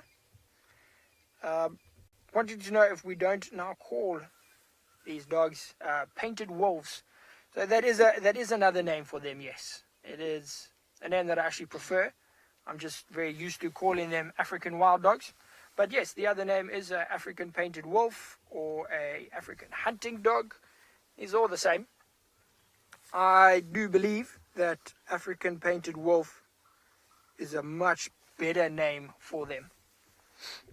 I remember once I had an Australian guest and I said, "Oh guys, they found a pack of wild dogs. Let's go have a look." And he was like, "Are we going to go shoot them?" And I was like, "What? No, of course we're not going to shoot them." And he was like, "Oh, we shoot our wild dogs." I was like, "It's very different. It's very different." So the name is a bit misleading in my mind. If I had to call them an African painted wolf, it's just because this Australian guy, he didn't understand. He was just confused. He didn't want to hunt anything. He was just a bit confused. So, Kyra from Johannesburg, much better. African painted wolf, a much better name.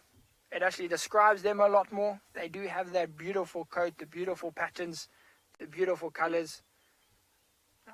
And they are more similar to wolves than to dogs. So I do much prefer that name. And from here on out, we shall call them the painted wolf. So these painted wolves look like they're going to be resting here. We're going to spend a little bit more time here, see if anything happens, see if they do get up and go. In the meantime, we're going to send you back to Lauren at Djuma. 9 o'clock. Well, I'm just pointing out a dragonfly to Owen, right on the shoreline of Treehouse Dam before I deliver the news to you. Have you managed to get it, Owen? No, I'm still looking for it. No, it's... What was that? It's right here. If you look at my hand, 9 o'clock. Just resting right next to the water's edge if you follow the water's edge. It's a beautiful dragonfly.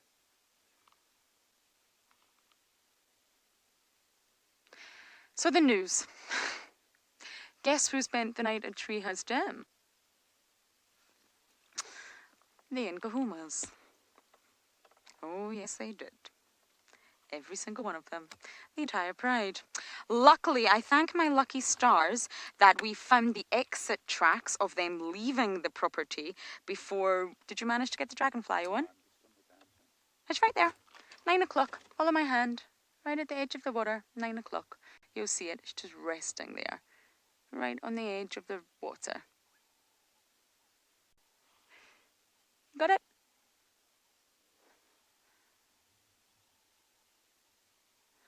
There you go.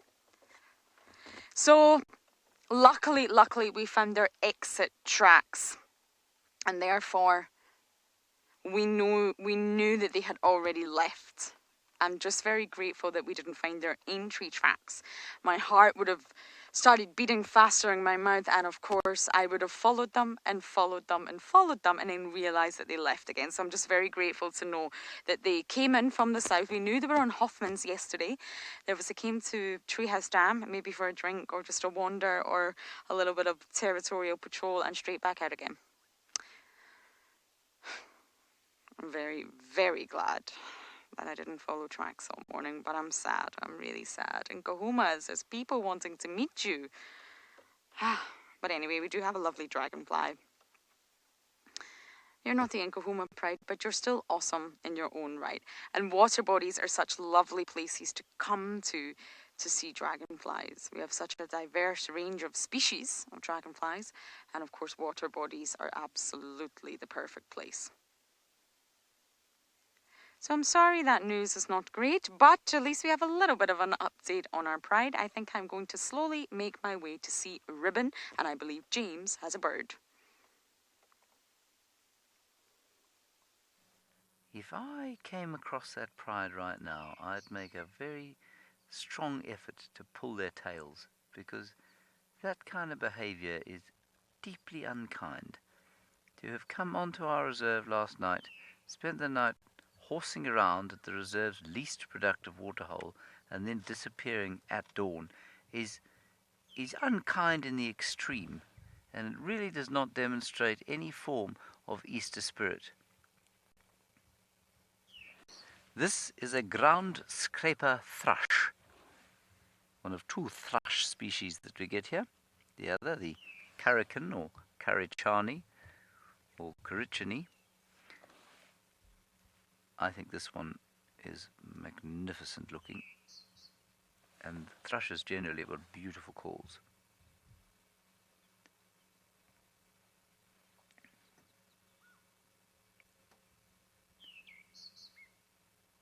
Isn't that lovely?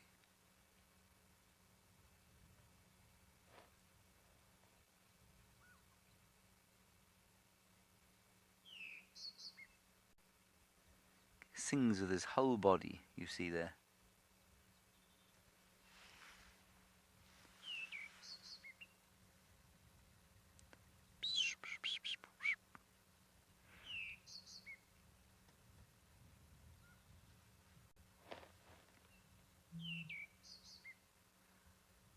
It's a lovely call. And then just beyond that, the now waning moon. The supermoon that was.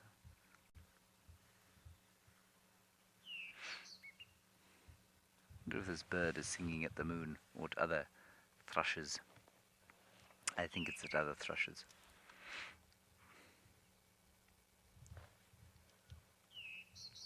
And normally you find them on the ground, scraping. And what he's doing now is pretty much, I suppose, declaring his territory. And that's much easier from a perch than it is from the ground, because any other ground scraper, thrushes in the area can look up and see where he is and think, oh, I shouldn't go there, or, oh, I think I can beat him up, I'll take his territory and his lady. Kyle, How much ground do we cover on a game drive? It really does vary. Anything from 2 or 3 kilometers if there are sightings just outside camp, to probably up to 25 kilometers on this reserve. At Ngala once, I remember I had guests and I was driving out of the main camp, which is quite a long way from where Sean and Nikki and Rowan stay. I did a 60-kilometer game drive once. That was probably the longest game drive that I did. That was a desperate game drive. We saw one duiker. I remember that. It didn't often happen at Ngala, I must say. So it really just depends on what you see and how close to camp that you see it.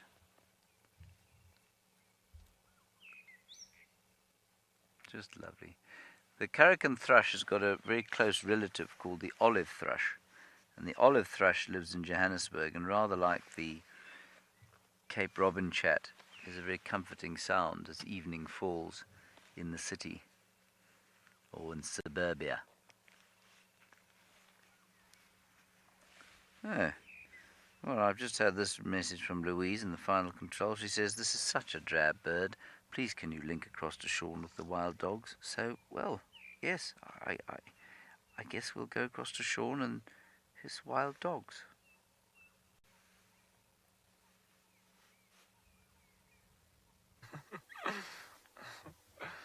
So it looks like these guys are starting to settle down.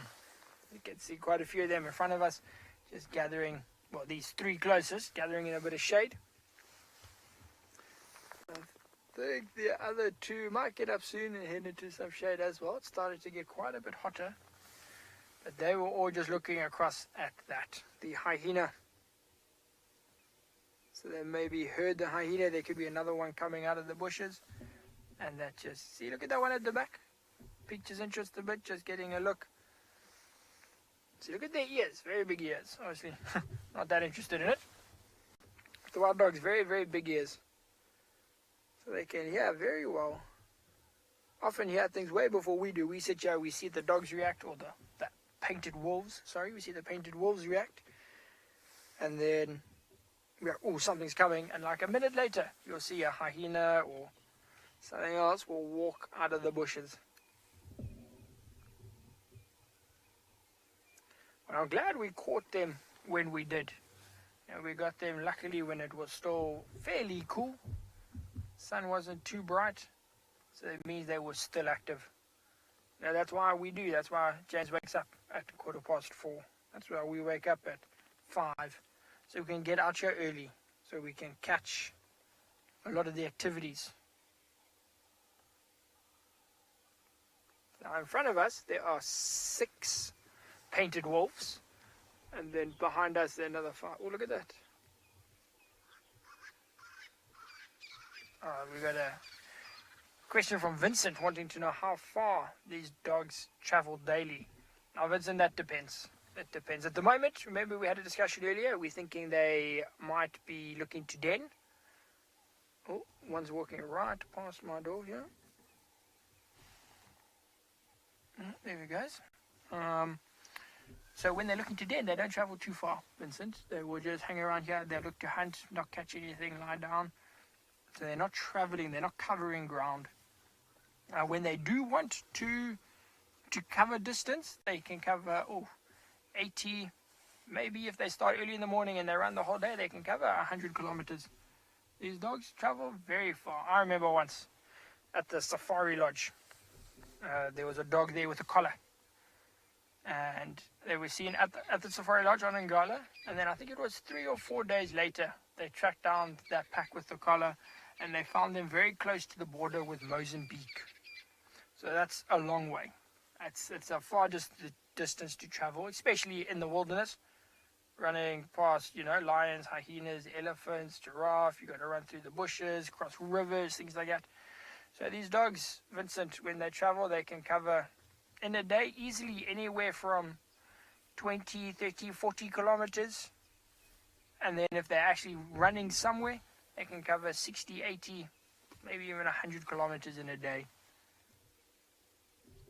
Their home ranges, Vincent, are very, very, very big. You know, these animals, these wolves, painted wolves, they're built to run. They're built for endurance. We were looking at it earlier and we said skinny legs, sort of skinnier body, but a big chest, big lungs. These guys, they can run. They can run far and fast. That's what makes them so interesting to watch and so hard to find. You know, interesting to watch because they're doing activity, hard to find because they run.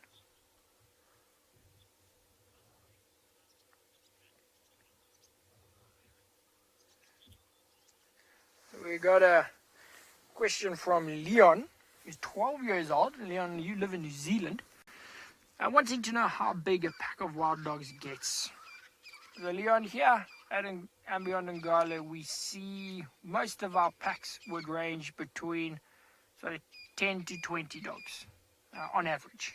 You know, this pack is 12. We got a pack of 17.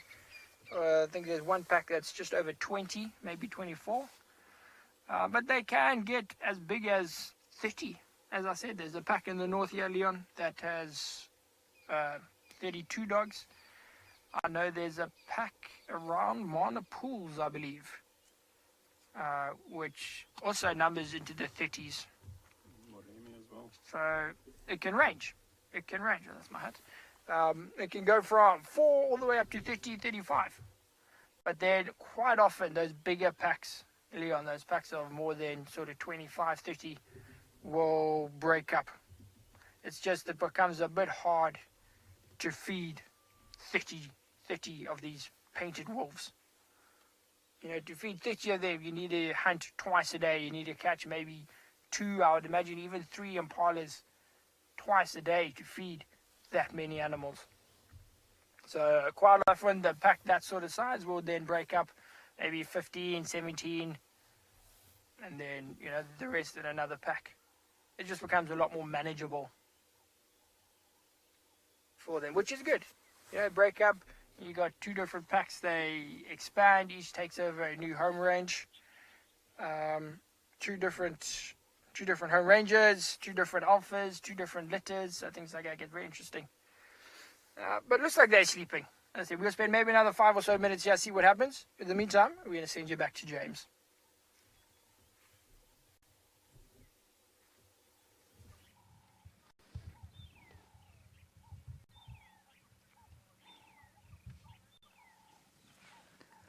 We have got an astounding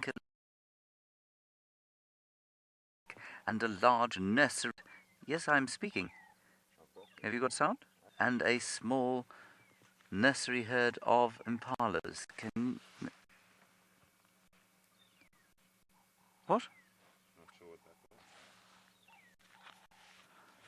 I don't know what's going on. Are we live? Deeply confusing. Ah, okay, can hear me. So, bachelor herd of waterbuck staring at us, gobsmacked in amazement, and then a small nursery herd of impalas off to the right-hand side that has now run into the bushes because David kicked the seat on which he's... Also the lovely call of the Cape turtle dove and the magpie shrikes. Now, I think we've seen this little bachelor group before. This is unsurprising because we're in the same area as we were when we saw them before. And what you'll find, of course, is that they are not, in fact, living around water. Before I carry on, David, do you see the dead tree over there? The one that looks like a post? Thereupon is a bearded woodpecker. And it's gone. It's flying overhead.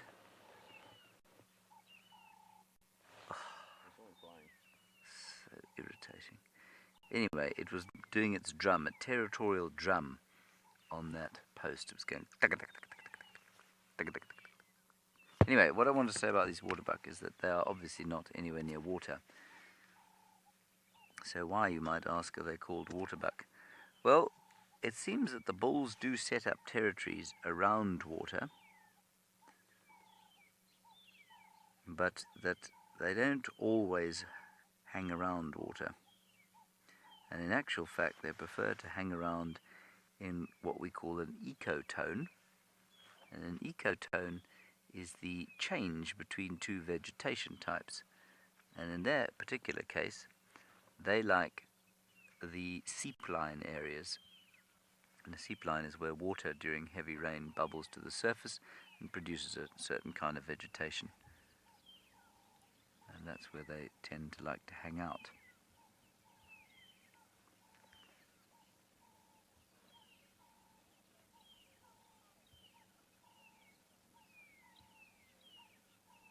Jade, you're 10 years old and you want to know the story of how waterbuck got the rings around their bums. I actually don't know any stories about how the waterbuck got the rings around their bums, other than to say that some people say they sat on a recently painted loo seat. But as they don't use loos, I don't think that that's necessarily true. I don't know a story about it. I'm sure there are probably quite a few nice African folk tales around it, but I don't know one, I'm afraid. Sorry about that, Jade.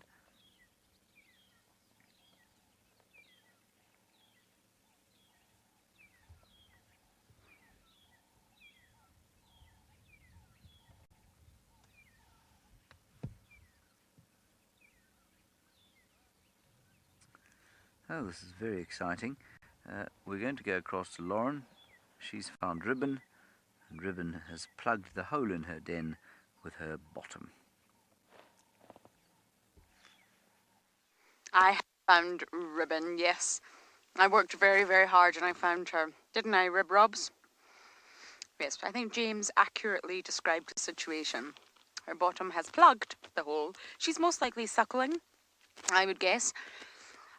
Or if suckling is not happening, then at least the cubbies are probably asleep, still attached to her nipple. And this is Ribbon. Her legs are wet. I wonder what she's been up to. But I was actually quite intrigued to come here. Why? Because, of course, the Inkahumas, who I am also not speaking to right now, I'm very upset, we're at Treehouse Dam. Now, the location of this den is actually very, very close to Treehouse Dam, if you take the shortcut through the thicket. We obviously don't. We go the long way. So it takes a while to go the long way. But essentially, in terms of distance, Treehouse Dam is very close. And hyenas don't have the best relationships with lions. And therefore, I just wondered, not that I would think the lions would come here, but I just wondered if the situation would be different. Hyenas and leopards rub along just fine. They follow one another. They're very aware of one another. But lions, ooh. Hyenas are just a little bit more cautious around a pride of lions than they are around a solitary leopard, I must say. So I was just intrigued to come here, but it seems the situation is exactly the same as it has been the past few weeks. I don't see Saka. Saka's sleeping spot is just there. I don't see him. Well, it doesn't mean he's not here. I think Saka's always around. Always. But of course, Rib Robs is here, pulling at my heartstrings. It's always worth just popping in to say hello to her.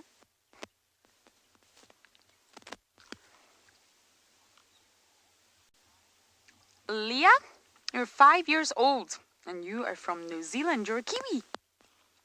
I would love to visit New Zealand one day, Leah. Essentially, with an I. R. Ria. I think. I'm waiting on Lou's confirmation here. Okay, sorry. Ria. What a beautiful name. But you're still a Kiwi, and you're still in New Zealand, and you're still 5 years old. And you're asking, do hyenas really laugh? Essentially, they do produce a sound that sounds like giggling. It's very high-pitched. Very, very high-pitched. And it sounds like they're laughing, of course, to us humans. We hear that sound and we think it's laughter. But hyenas actually produce it along with a whole range of other vocalizations when they're nervous, when they're not sure about something. It isn't laughter. They're not finding anything funny. They're slightly nervous, and that's when they produce this really high-pitched sound that sounds like a giggle. And it's very bizarre. It often happens at feeding frenzies. when a hyena's maybe not sure how to act, not sure if they can go in and take food, not sure if the high ranker is going to maybe snap at them. And that's when they produce this noise. And yes, it sounds exactly like a giggle. So essentially, Ria, they do giggle, but it's not for laughter reasons. Nothing's comical. Although in the world of hyenas, lots of things are comical. To me, they are the most emotional, inquisitive, intelligent animals. Although Ribbon isn't doing very much at the minute, they are fantastic animals to watch. They're very emotional, and they show it in their vocalizations. There's 14 different recognized vocalizations for hyenas. 14. And this includes the whoop, the whoop. I'm trying not to do it too loud in case I wake Ribbon up from her very deep sleep. And the giggling. There's all sorts of vocalizations for hyenas. Something about Ribbon just tugs at my heartstrings.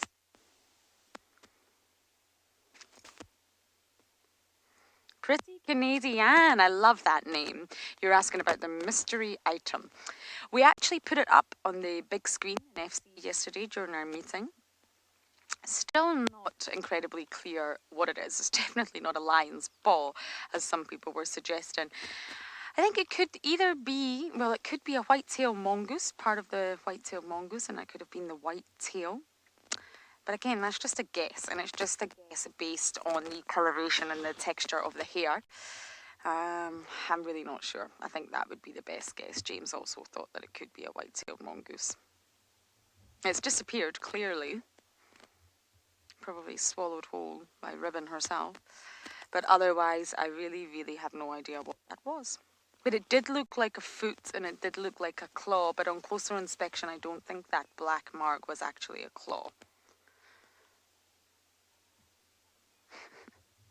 But you know, it's so lovely having a den and having a guaranteed place that you can see hyenas, because I love them dearly. And when they're not denning, they're very nomadic. They will sleep anywhere and congregate anywhere on their reserve. And therefore, it's so, so nice to have at least one individual that we can come and say hi to every single day. So I may stay here just a little bit longer, and then we'll bumble, but it seems like Sean is very lucky this morning, and he's still sitting with his wild dogs.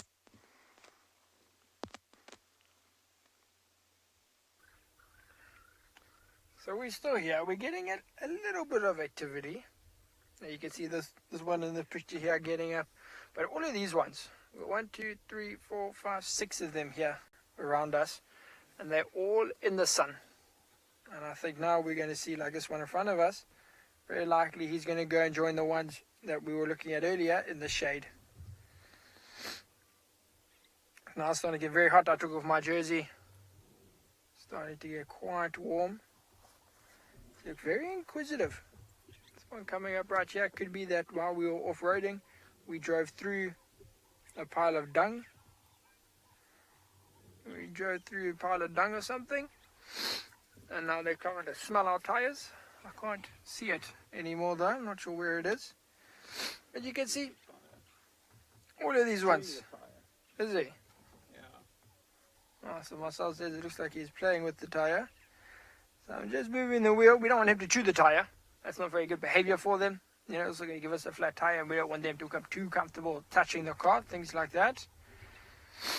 But now you can see they're all starting to move. What they sometimes do is they come and they sit in the shade of the car, especially in summer when it is 40 degrees, 45 degrees Celsius, 100 and many degrees Fahrenheit.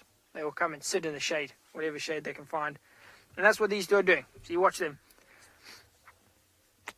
Oh, so the one on the left there was going to go lie down in the shade there.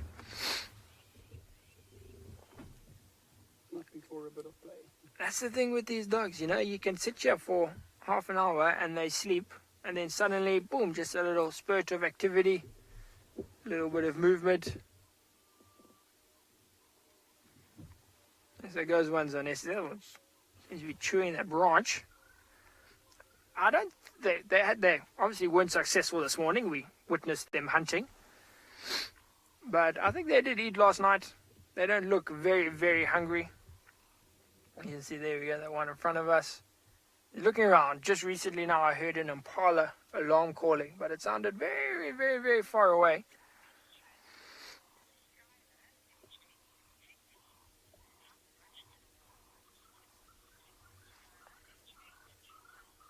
A question from a local, well, local for me, from Cape Town, Skylar. He's 8 years old. Wants to know how much a wild dog can eat in a sitting. Now, sort of in terms of the pack, let's start on the whole. This pack could finish an impala very, very quickly. They will, if the hyenas don't come, Skylar, they will finish an impala in, maybe under 5 minutes. I've seen them just devour an entire impala. Per dog, or per wolf rather, per painted wolf, you could find they might eat an adult, maybe 3-4 kilograms. I'd say a ballpark figure around there, 2 to 4 kilograms at a sitting. You know, if you got 10 of them and they each eat 3 to 4 kilograms, that's 40 kilograms. That's about a full-grown female impala. I think it's 4 to 6 kilograms per day. There we go. So Marcel thinks he read that it was between 4 and 6 kilograms per day. So it's around there, Skylar. They eat, for their size, they eat a lot. They eat a lot. You know, remember we said these are animals that sometimes hunt twice a day. So they eat.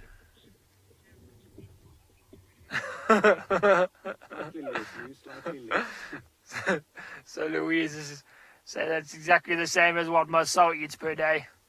And I've been living with him for 2 weeks, and I can agree with that. I can tell you that is very true. Marcel does eat a lot.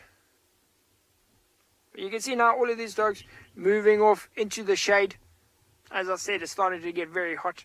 Looks like they're going to maybe rest here for the day. There's enough shade for all of them, lots of bushes. It's a good spot to see in case some impalas walk through here. You can see all of the grass nice and open. Impalas might feel safe.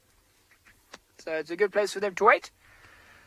And I think we have had a very, very special sighting with them. From first finding them in that line to seeing them chase, you know, the adrenaline through there, following them through the bush, watching the impalas run, losing them, finding them again, the hyena coming through. But they're going to be resting. So I think what we'll do, let's leave them, let them rest, let them relax. And we're going to go see what else we can find. But what a start to the morning. Well, mid-morning. What a start to the mid-morning. So special to see these sorts of animals. Once we're out, I'll share my pack.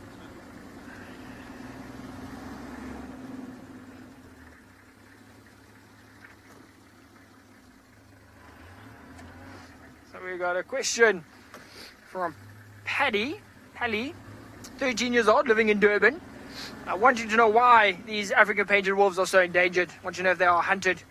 Now, apparently not anymore. They are not hunted. Okay. So they are not hunted anymore. They used to be shot by farmers.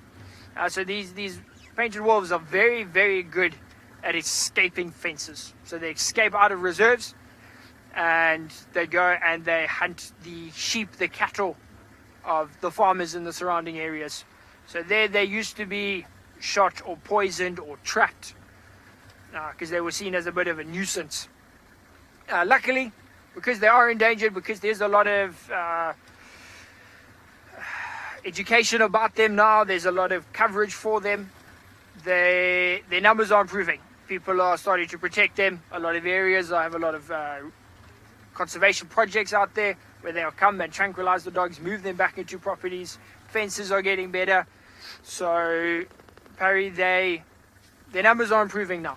There's a lot more wisdom out there. They are more protected. Yeah, and also loss of habitat for sure will affect their population numbers. You know, human encroachment, we are getting bigger and bigger. Their area is getting smaller and smaller. And there's just not enough space for them anymore. But as far as I understand, the most recent numbers I've seen, their numbers are improving. It is getting better. But while we leave these African painted wolves, we're going to carry on looking. And it sounds like James has found an African hoopoe. no ways I'd be leaving African wild dogs if I had them, on account of the fact that I'd be too afraid that I wouldn't have anything else. But Sean is showing much confidence, and hopefully he'll perhaps find one of the leopards or lions there at Djuma. So this is the African whoop whoop, currently with its impressive crest held flat. And it has got, oh, you beastly bird. It's got a magnificent, there it is, David. It was chasing the derves. See him? Can you not see him? No. He's on the Guarabouche. Oh, yes.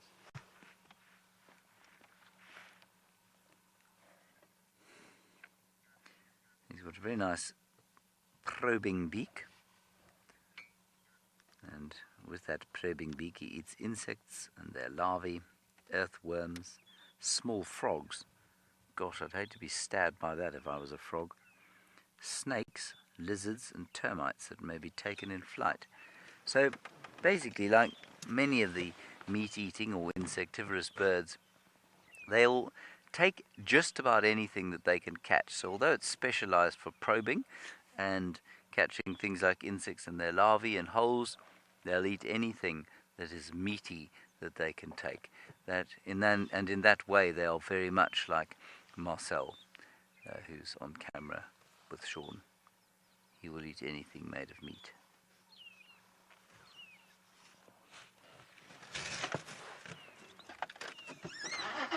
On we go.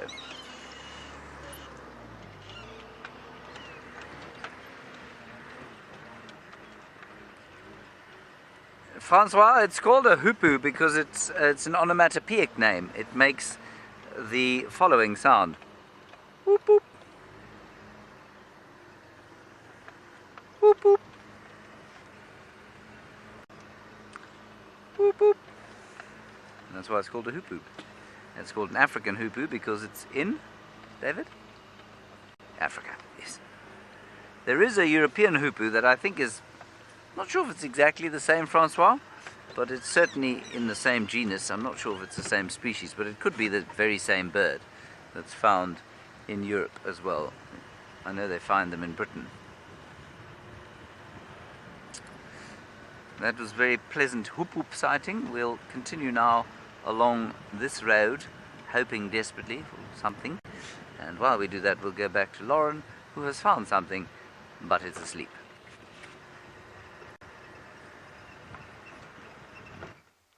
My something is not asleep. My something just stood up, urinated, and has laid down again. Very active ribbon. Oh, big yawn. Look at those teeth. She's finished suckling.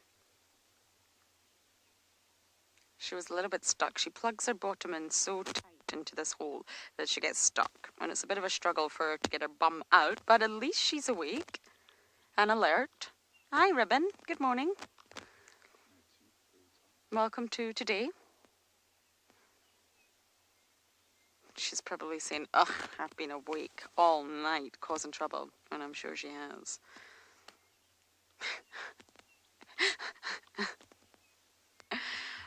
Oh, this beast makes me laugh.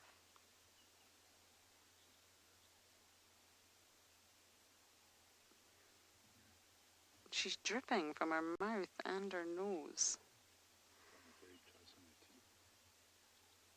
Did she just wipe her nose on her leg? I think she did. Where's your manners, girl? This is the most active I have seen Ribbon in quite some time. Very, very active.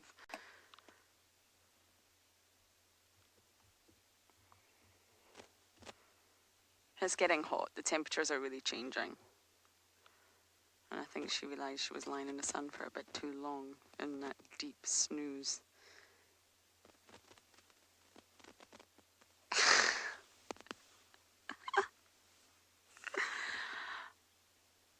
Oh, it's 21 degrees Celsius, 69 Fahrenheit now. So that's an increase of 4 degrees Celsius since this morning. Wow.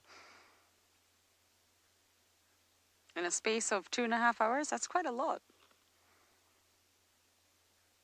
It's going to be a really hot day today.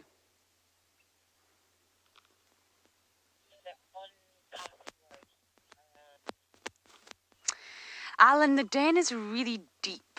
I haven't heard anything this morning. Have you, Owen?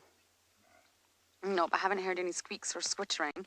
And to see into it, you would literally need to walk up to it.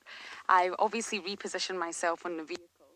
And when Ribbon's asleep, I have just stood up and you really can't see anything. She's got her 2 little cubs stashed so deep inside of there, which is great. It means she's doing such a good job of being a mother. She really is.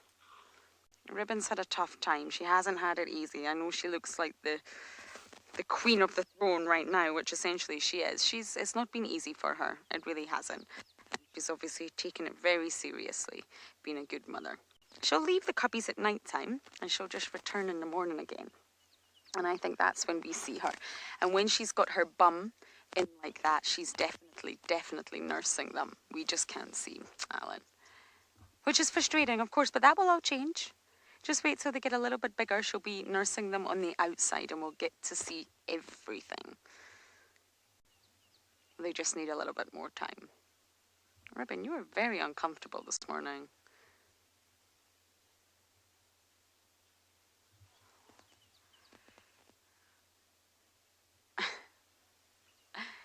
Estelle in Joburg, you're asking about her name. Oh, yes, it's a very feminine, pretty name, isn't it? Believe it or not, on her, let's get this wrong. On her left side, she actually has a marking due to the spots that looks like a ribbon. It looks like the lovely sort of breast cancer awareness ribbons that you get in that sort of loop, that lovely little loop. And that's what it looks like, and that's where her name came from. Sometimes we try to give names that are obviously nice names and essentially are relevant to the individual somehow. And she always looks like she's got a ribbon on her side. I don't actually have a very good photo of it. I don't have an image of it. I should probably get one from my library of ribbon photos and show you it. I do have something on my phone, but it's not very clear. So that's what I'll do for this afternoon. I'll find an image for you so you can see this lovely little ribbon that she has on her side. Well, I think she's officially turned her back on us, trying to push that ginormous body into the shade somehow. You see that lovely stream? That's an old urine patch. Yes, she urinates after the den. I don't think she would defecate here. I think she would move away from the den to defecate, but she urinates. And the urine probably seeps down into the area where the cubs are. Delightful.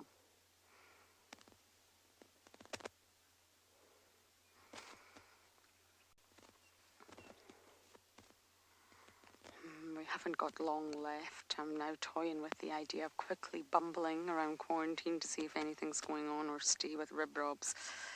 It's a tough choice. And you can really see that left ear. Look at that left ear. I'm sure Owen will give you a great view of it. And that's the sort of real easy way to identify her. Regal? I think.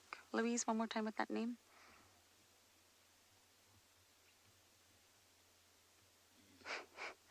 Are you getting it, Owen? Easel. Okay, I'm obviously not doing very well with this name, but it will pop up on the screen. I am sorry about that. You're asking, do we give all the animals names? And no, we don't. We only give the animals that we really can identify individually. For example, a large herd of impala, we're not going to be able to pick out each and every individual. We can't call them all Bob, I'm afraid. That's not very fair. So how do you know it's Bob? How do you know it's Jim? How do you know it's Harry? You have to have a way to identify them. And of course, with hyenas, they have a spot pattern, and they do all look very different. So we can identify them, and therefore they get names. Same with leopards. Same with lions. Wild dogs are tricky, especially because they're so mobile most of the time. Sean's been very lucky today, but we do have names for the packs. If we do come across an elephant that's really easy to identify, then of course that will get a name too.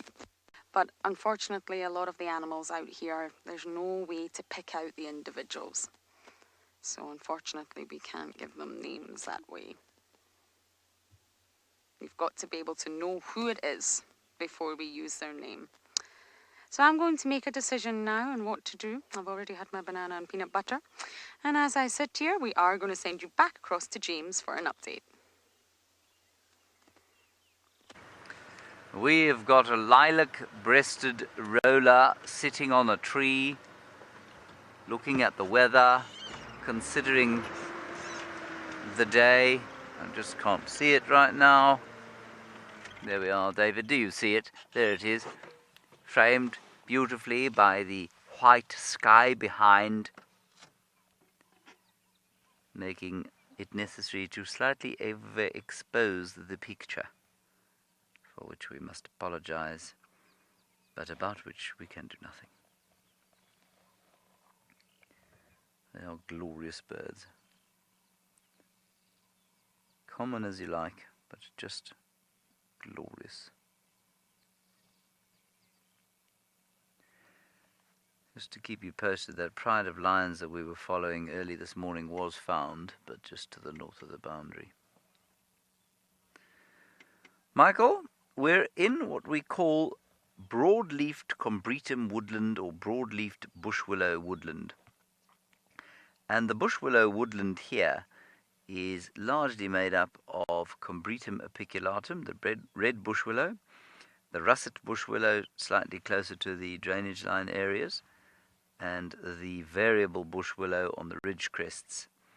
That's Combretum colinum. And then you also get leadwoods, which are Combretums as well, and one or two other species. But the dominant tree species in this particular area is Combretum apiculatum, which is the red bush willow. It's also, interestingly, the hardest wood that we get out here. It is the most dense wood. It's even denser than leadwood.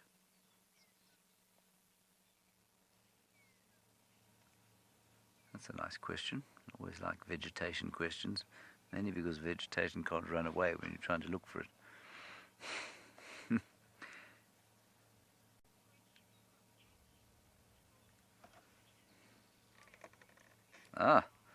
Another nice vegetation question. Jenny, there is definitely a fire danger coming this year. It's not the foliage on the leaves, though. It is the foliage on, at least the foliage on the trees. It's the foliage on the grass. So what happens is that when you want to, well, when a fire goes through an area like this, it needs three things. It needs a fuel load, it needs a relatively high ambient temperature, and it needs wind to move the stuff around. And humidity. It must have low humidity.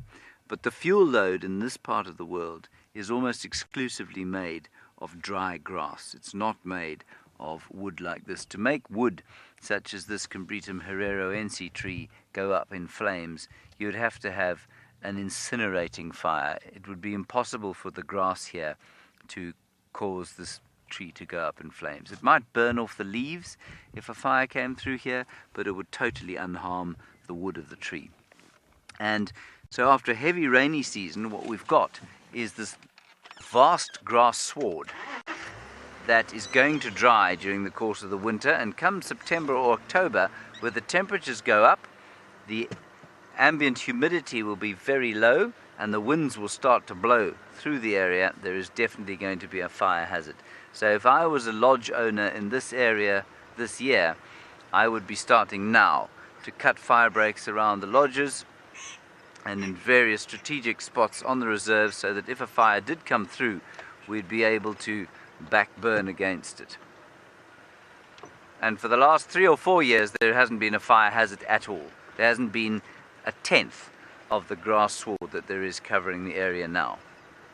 So it is a potential danger. And in the southern parts of Ngala, on the Thermida triandra acacia, or it's not acacia anymore, Senegalia nigrescens woodland, or savanna, knobthorn redgrass savanna, I imagine with the rain that they've had this year, the fire hazard in that area is going to be enormous.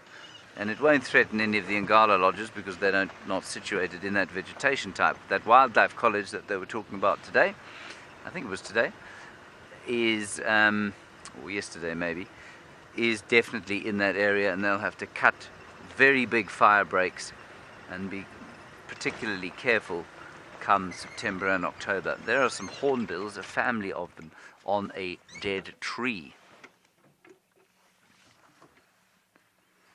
Oh, David, beautiful.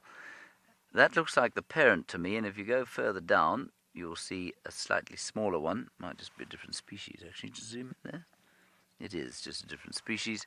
So we've got two different species of hornbill there. The yellow-billed hornbill and the red-billed hornbill.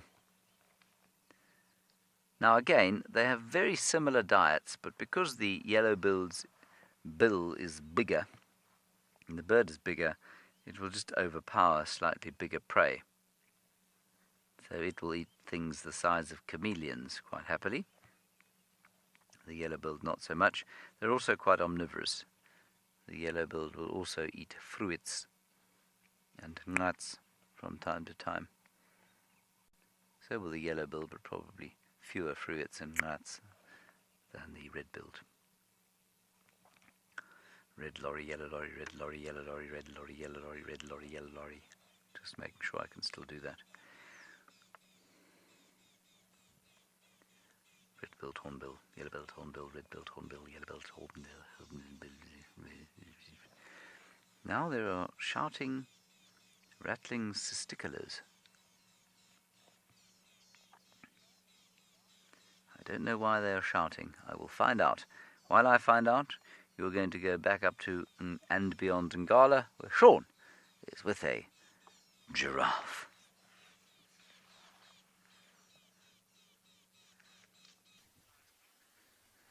And indeed, we have managed to find two giraffe.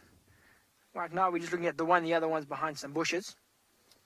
But I just want to take your attention very quickly to the bird that's on the giraffe.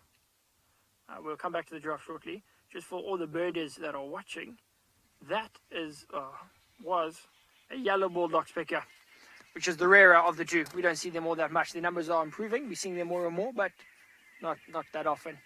But now back to the giraffe. Beautiful female giraffe here. See, beautiful colors. Quite pale on the legs, but beautiful up at the top. Very dark. Let's see where she's going. Because I don't know if you can see the other giraffe. There you can see it just hiding behind the bushes. Much, much smaller than the first one.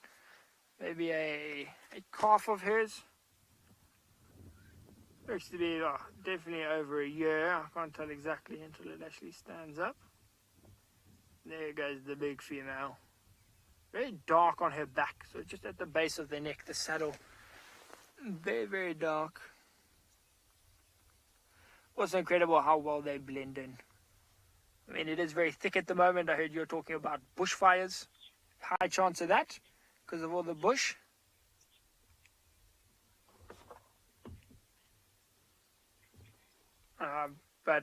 So it is a bit dangerous, but with the bushfires, but they can blend it very well with all of this vegetation at the moment. But we've got a question from Andrew, wanting to know how giraffes survive the fall at birth. A question from Andrew. Now, Andrew, I have never actually seen a giraffe give birth. Never seen any animals give birth. But I'm sure they, many years of evolution and adaptation has meant that these babies will survive the fall. From what I understand, I think they might come out front legs first. Front legs and then the head and the neck and all of that. So that, when they do hit the ground, they do hit it with at least some legs first. And then they can cushion their fall.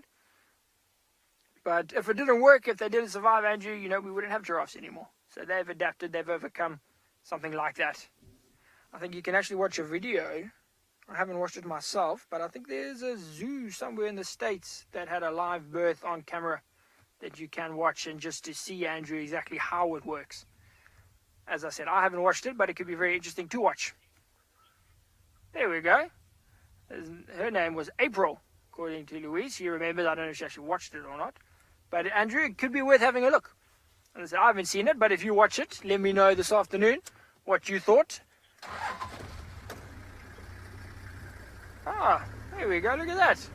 So we're told that, well, I'm being told that many of you heard about WildEarth through that video. So Andrew, take a look.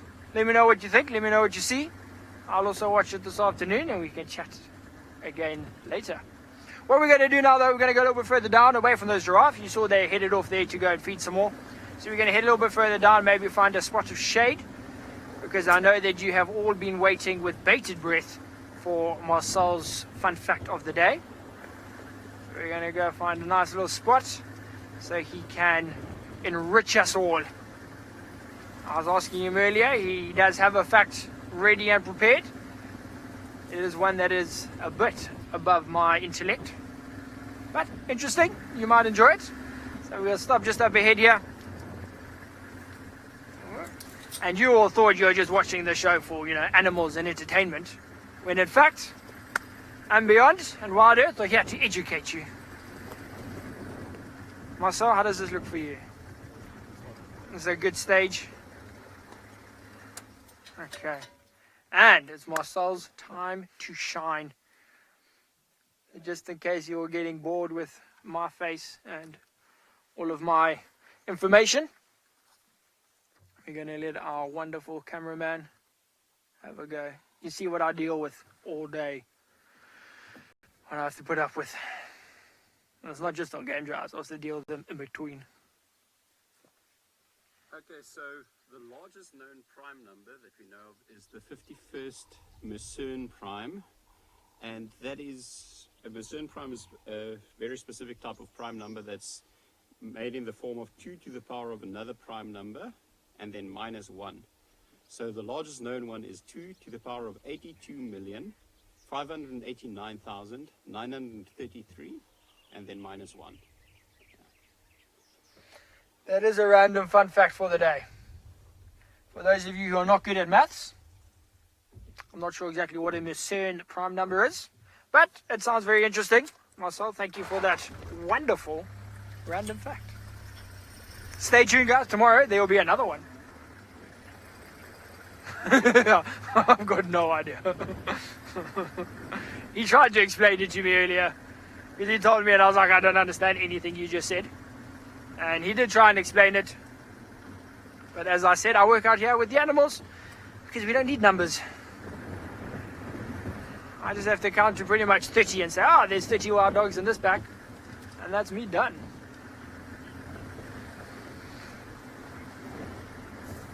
But what we're going to do, we're going to carry on driving, see if we can find maybe some more giraffes, some elephants. In the meantime, sounds like Lauren has left Ribbon's den. She's going somewhere else. I have left the den. I've just sneezed, excuse me everyone. Something really gets up my nose here, but I don't know exactly what it is. Have to say I miss Marcel's facts of the day. I miss Marcel's facts, when he lives here. My goodness, you learn the most bizarre things that you never ever thought you would learn about, and that's Marcel. One of the most intelligent humans that I know, that's for sure. Okay, sneezing mode over. Apologies. Now we left Ribbon. She's snoozing. She's in a deep sleep. She's got her back towards us, and it's hot now. So I think it's nice that one of us of the team just check on her per day. I think it's really, really lovely that we can do that and just monitor the progress and who's there. Now you'll notice that other than Saka, who's a chancer, Saka's a chancer. None of the other hyenas, especially the females, you have Intima, her daughter, you have Heart, June, and Corky. None of these females are coming around. I think maybe June was seen once, but essentially they're not spending time there. You're not seeing, all the females lying sleeping together. And why is that? That is because they're not allowed yet. They've not been introduced, not welcome yet. I don't think Ribbon chases them away, essentially. They're not a threat, but they've not been introduced to the cubs. It's not time yet. It's not a communal den yet. So I think slowly but surely, once the cubs start to come out and they meet everyone, then the other members of the clan will know it's fine to spend time there. We'll start to see them all. So of course, many of you have not met the Djuma clan yet, and I've not seen them all together for a very, very long time. I'm really looking forward to those days. I wish time would just speed up until the cubbies are out. It'll be a while before we can sex them. Hyenas are very difficult to sex, as you know. Males have penis, females have pseudopenis. Scrotums versus pseudo-scrotums is very, very difficult, and it's risky doing it in a young cub. We actually thought Ribbon was a boy here at WildEarth pretty much until we saw her mammary glands and she gave birth. Yes, that was the story of Ribbon. So you can get it wrong, and it's just not worth doing it when the cubs are very, very small, unless you can get a real close-up of the ends of their penis stroke pseudopenis, and you can see the glandular tip that normally is present in males and not females. Only then can you really see what sex it is, and it's just not worth it when they're very, very young. So it'll be a long time before we realise, but what we will be able to tell is which one is more dominant and which one is more submissive. You can tell that immediately. It will be a constant they come out of the womb or the birthing canal striving for dominance, wrestling from day one, and that's how hyenas are designed to be. They can't both be the same rank. One of them will always be stronger and more dominant than the other. So it's that, and we'll be able to gauge which one is the strongest. I'm very much looking forward to those days.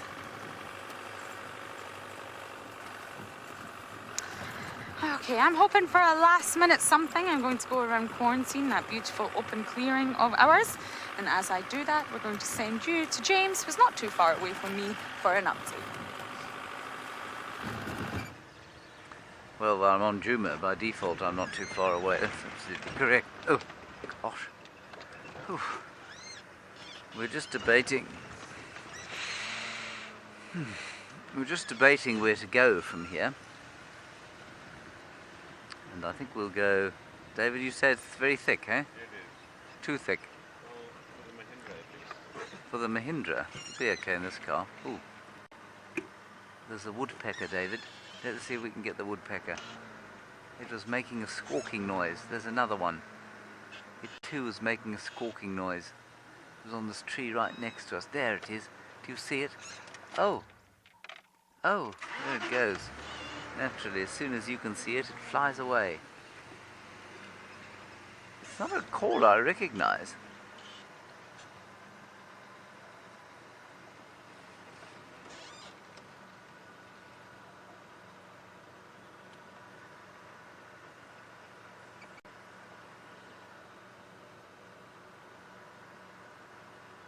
One went into this leadwood tree. There's another lovely bird calling. I'm just going to stop for a second. Let's just listen.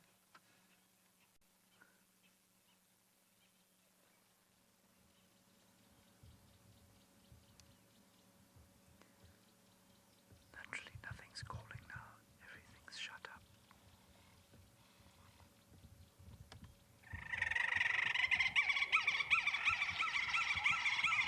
That is the woodpecker that it wasn't. I just wanted to remind myself of the call. That's the Bennets. I'm pretty sure that that was a cardinal woodpecker that was alarm calling. Anyway, I'll just play it for you anyway.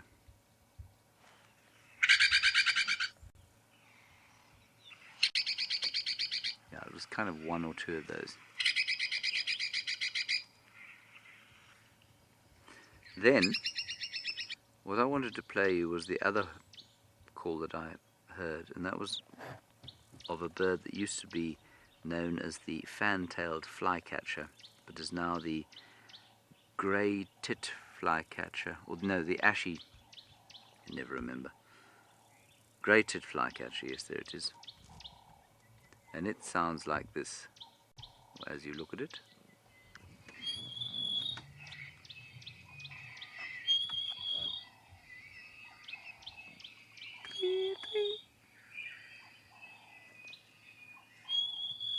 That's the grey tit flycatcher, aka the fan-tailed flycatcher.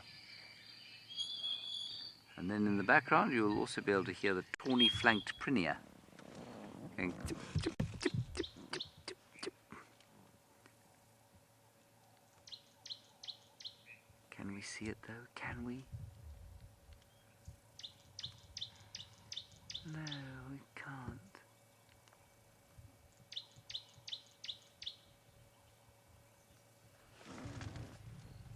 let's continue.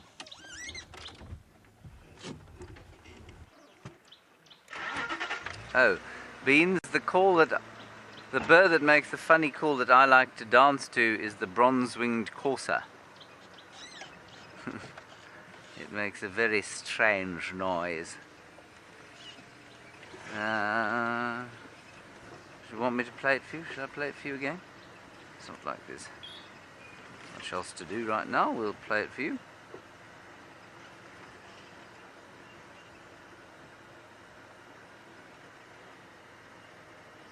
I'm not going to repeat what I've just heard for the final control.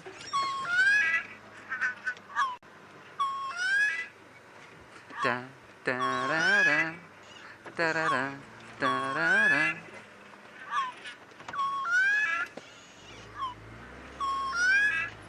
Just quite bizarre. Now maybe I should make a little remix to that and post it online.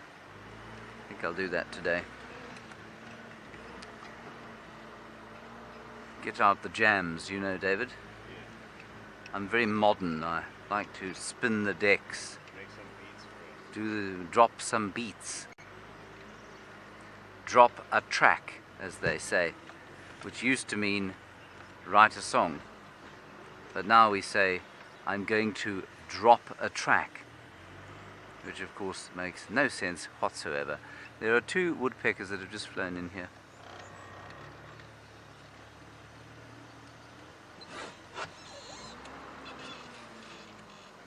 Ooh, you got him.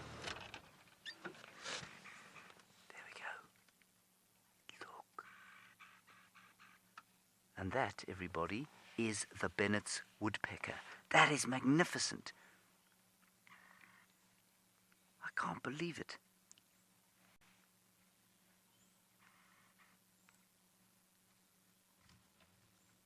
Yeah. I mean, unless I've gone mad, that is a Bennett's woodpecker. That is so cool. Can you still see them, Dov? Have we ever put those on camera before? I'm not convinced that we have. There they are.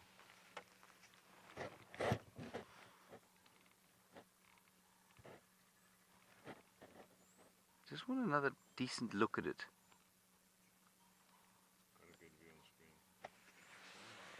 Yeah, no, that's definitely a Bennett's woodpecker.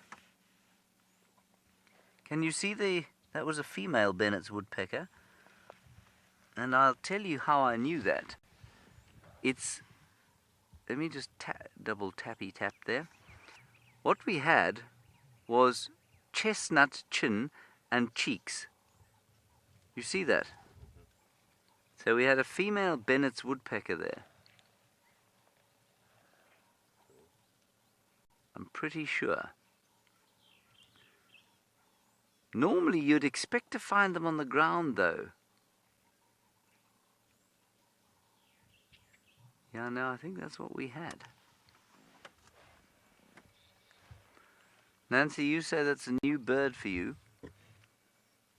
You know, I got a brief view of it on the screen when I was trying to look at it with my binoculars, but I think that's what it was. Is it still there? Oh, yes.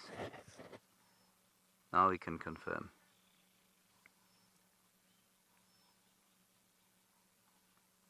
It's definitely got a chestnut cheek. It's 2 females.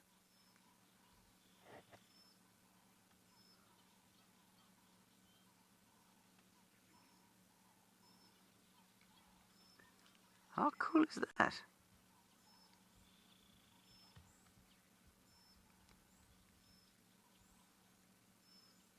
Definitely.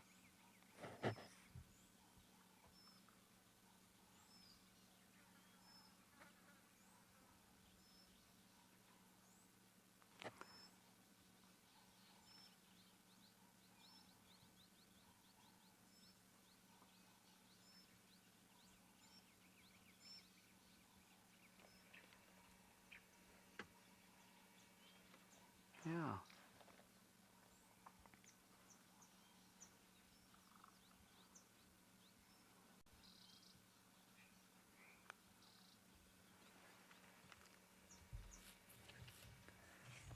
That is amazing. That's really cool. I don't know if Lauren still got it, but I think we were going to go across to her in a water monitor. She still got it? So let's go to her and her water monitor lizard. I do still have my water monitor, thank goodness. Normally they can be quite skittish on this log, and they are always here. Well, I say they because there was two yesterday. One was chasing the other. I didn't get a good enough look, but I think it could have been mating, a male and female. But this one is luckily sunbathing, as reptiles do. And he's not the only one sunbathing. We have some additional reptiles on this log who seem to be not scared of the monitor at all. We appear to have, we thought it was an adult and a juvenile terrapin, but actually now that I'm looking, one is definitely smaller, but not that much smaller. I think it's just two terrapins relaxing. We had a massive one on the log when we first arrived, but I think the sound of our vehicle made it dive bomb into the water and swim away. Oh, this is so lovely to see all these reptiles together in one place. I'm a huge, huge reptile fan, and I have to say, this is very lovely. Oh, the monitor looks like he may be thinking about moving. Yes, you're moving, I knew it. Thank goodness you stayed for a little while so everyone can see you. Where are you slinking off to? The tongue's out. He's tasting his environment. I actually don't know if it's male or female. I shouldn't use the word he.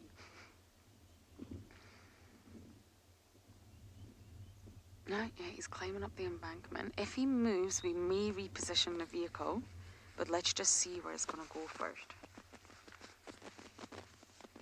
Now, monitors are rarely caught mating. I've actually had it once at Chitwa, but it's not something that's regularly seen. They're quite elusive about it, or should I say shy.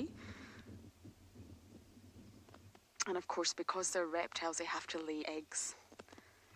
These eggs have to be maintained at a constant temperature as well. So I think water monitors lay approximately 60 eggs. And it's about a full year before you'll see the hatchlings. So I wonder if we did witness a male chasing a female yesterday. I'm really not sure. I hope so. Summer love for the monitors.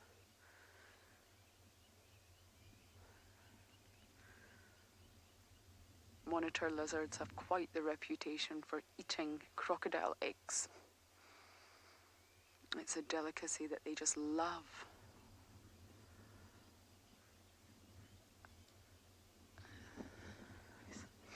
Toys R Us. Do, do, do, do, do, do. I remember that song and that shop. Toys R Us kid.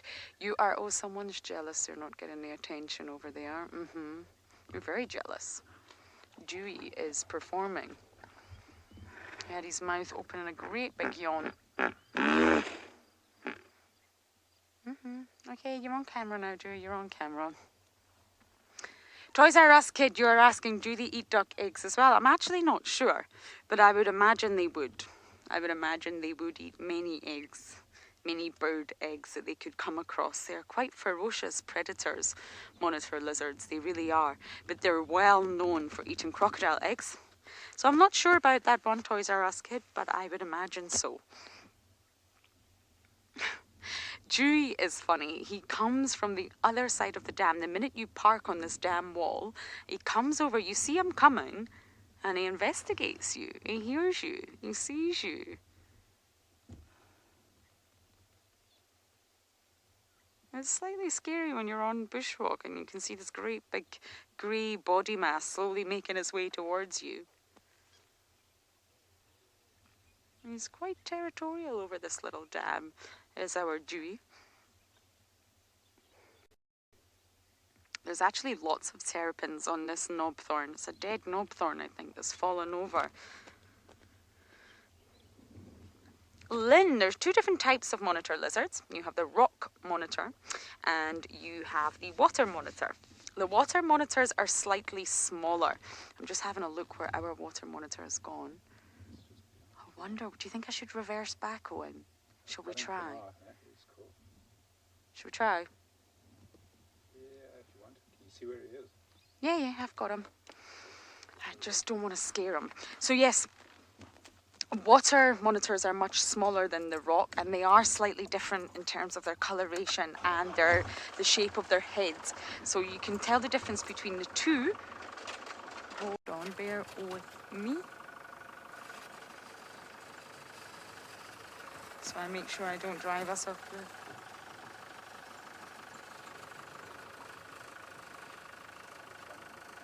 Yeah, he's gone. That's because I turned the car on. I'm not sure I'm going to be able to get another view of this. What do you think, Owen?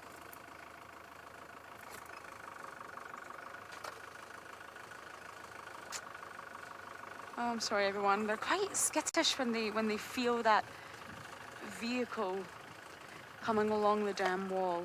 Can we see the terrapins from here? Apparently I'm not doing a very good job of this. But anyway, back to the question. Monitor lizards are the largest of all lizards in Africa. And as for their full size, from snout to the end of their tail, I'm actually not sure. I'm sure the largest ones can reach a meter, which is around 3 feet, but let me just check that for you. But they are the largest that you will find in Africa. And of course the water monitor is smaller. Let me just see if I can find this for you. Yes, over a meter to 1.5 meters. Wow, that's the biggest rock monitor. Water monitors don't reach that size. So that's 3 feet and slightly above. Wow, that's large. It's one very large lizard. And they're very territorial. We always see this lizard here. I think this dead knobthorn is very much its core area within the territories. And males will fight. Males will wrestle to not only establish their territories, but maintain their territories. They can be very aggressive with one another. I was hoping that giant terrapin would come back, but I think it's also shy. Oh, what a lovely reptilian sighting that was. I feel very pleased now. So we're going to continue our morning bumble, see what else we can find for you all. And while I do that, we are going to send you across to Sean and see what he's up to now. Very, very cool. So I had a wonderful sighting with the monitor lizard. We don't see them all that often this side. You'll see maybe one or two in the trees. But what we've done, we've traded our big open places, like where we saw the wild dogs, and we've headed into more thicker areas, bigger trees, more bushes, trying to find some more shade, hoping that now it's getting hotter, the animals will start moving into these shady areas, hoping to find something, maybe a buffalo, bushbuck, elephant, all coming out here, starting to find places to feed in the shade. I think it's going to turn out to be quite a warm day.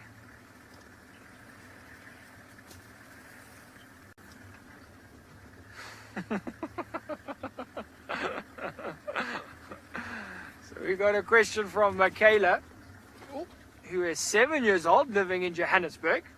Now Michaela wants to know if I have ever seen the Easter Bunny. Now Michaela, so far I have not. I have seen a few that I'm a bit suspicious of. Some of these scrub hares and spring hares, you know, you never know. Maybe this weekend, tomorrow, Easter Sunday. You never know what could happen, Michaela. You never know. Got to stay tuned. Be here tomorrow morning. Maybe Nikki can find you a very suspicious looking scrub hare. But they are nocturnals. Actually, well, we see them mainly at night, Michaela. So maybe tune in for the afternoon drive. I'm going to keep that one quiet, Louise.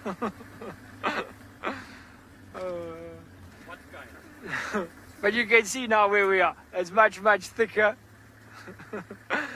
Much, much thicker here. A lot more shade. We've got these big trees. I'm hoping to actually see an owl as well. I know a little bit further down there's a big jackalberry that sometimes has a little pearl spotted owlet sitting inside of it. But it doesn't look like he's there today. This is why it's always important. You got to have different areas. You got to look in different places, different times of the day, different animals.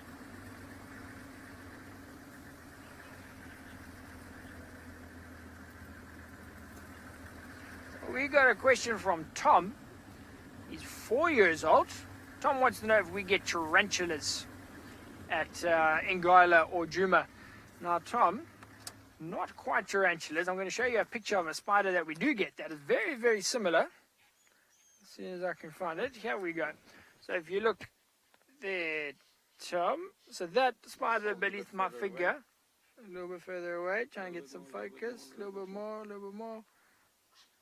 So the spider there. So that is called a baboon spider. Now very, very, very similar to the tarantula. In terms of very, very hairy spider. Quite large, probably about the size of my hand, if you can see it. You can see that there. Maybe a little bit smaller, maybe about that big. Very, very hairy, very scary. Luckily, you don't see them all that often. The females, they all live in small little circles under the ground. I love them. They eat mosquitoes. There we go. Marcel saying they eat mosquitoes, so he loves them. But that's what we would get. The ones that look the most, Tom, like a tarantula, would be those. And then I'm sure you've seen at Djuma, Lauren and them, James, have been stopping for those golden orb web spiders. They're also very, very big, but they're not hairy like your tarantula that you know of. But I personally do not like spiders. I'm more of a snake guy. I like snakes. We don't see them enough, but I do love the snakes. So we'll also have a look for those. Now that it's getting hotter, maybe snakes will come out. But in the meantime, while we're searching, we're going to send you across to James, see what he has found. In what has become something of a tradition over the last few days, we are closing the drive with this little grebe.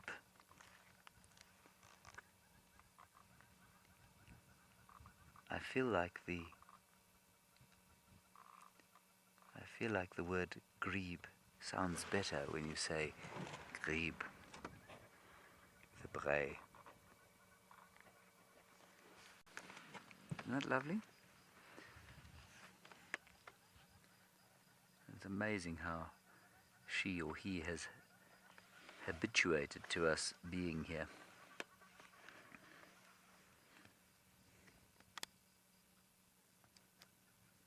Wasn't so chilled to the max about it a little while ago, but now does seem to be, which is marvelous. Here comes the other parent to see what's in the offing here.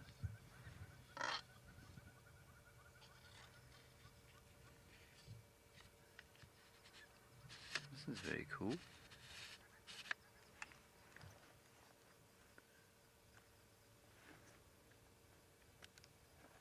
How's this?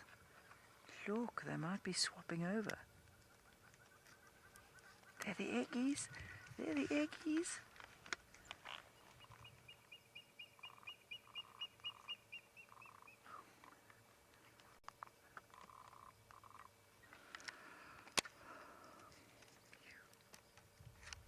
Look how she's covering it up. Isn't that cool?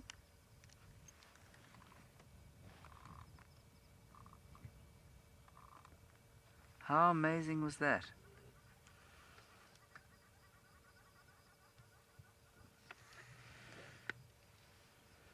Gee whiz, that was great.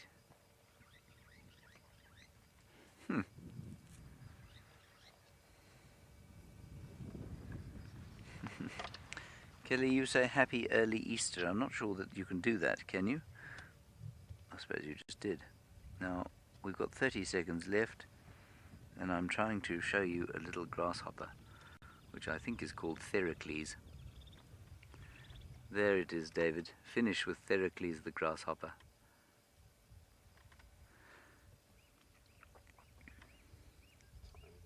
It's tiny, hey? I think it's a junior grasshopper. Thanks everybody for your questions and comments and contributions to what was a very pleasant morning safari. We'll see you this afternoon. Bye-bye.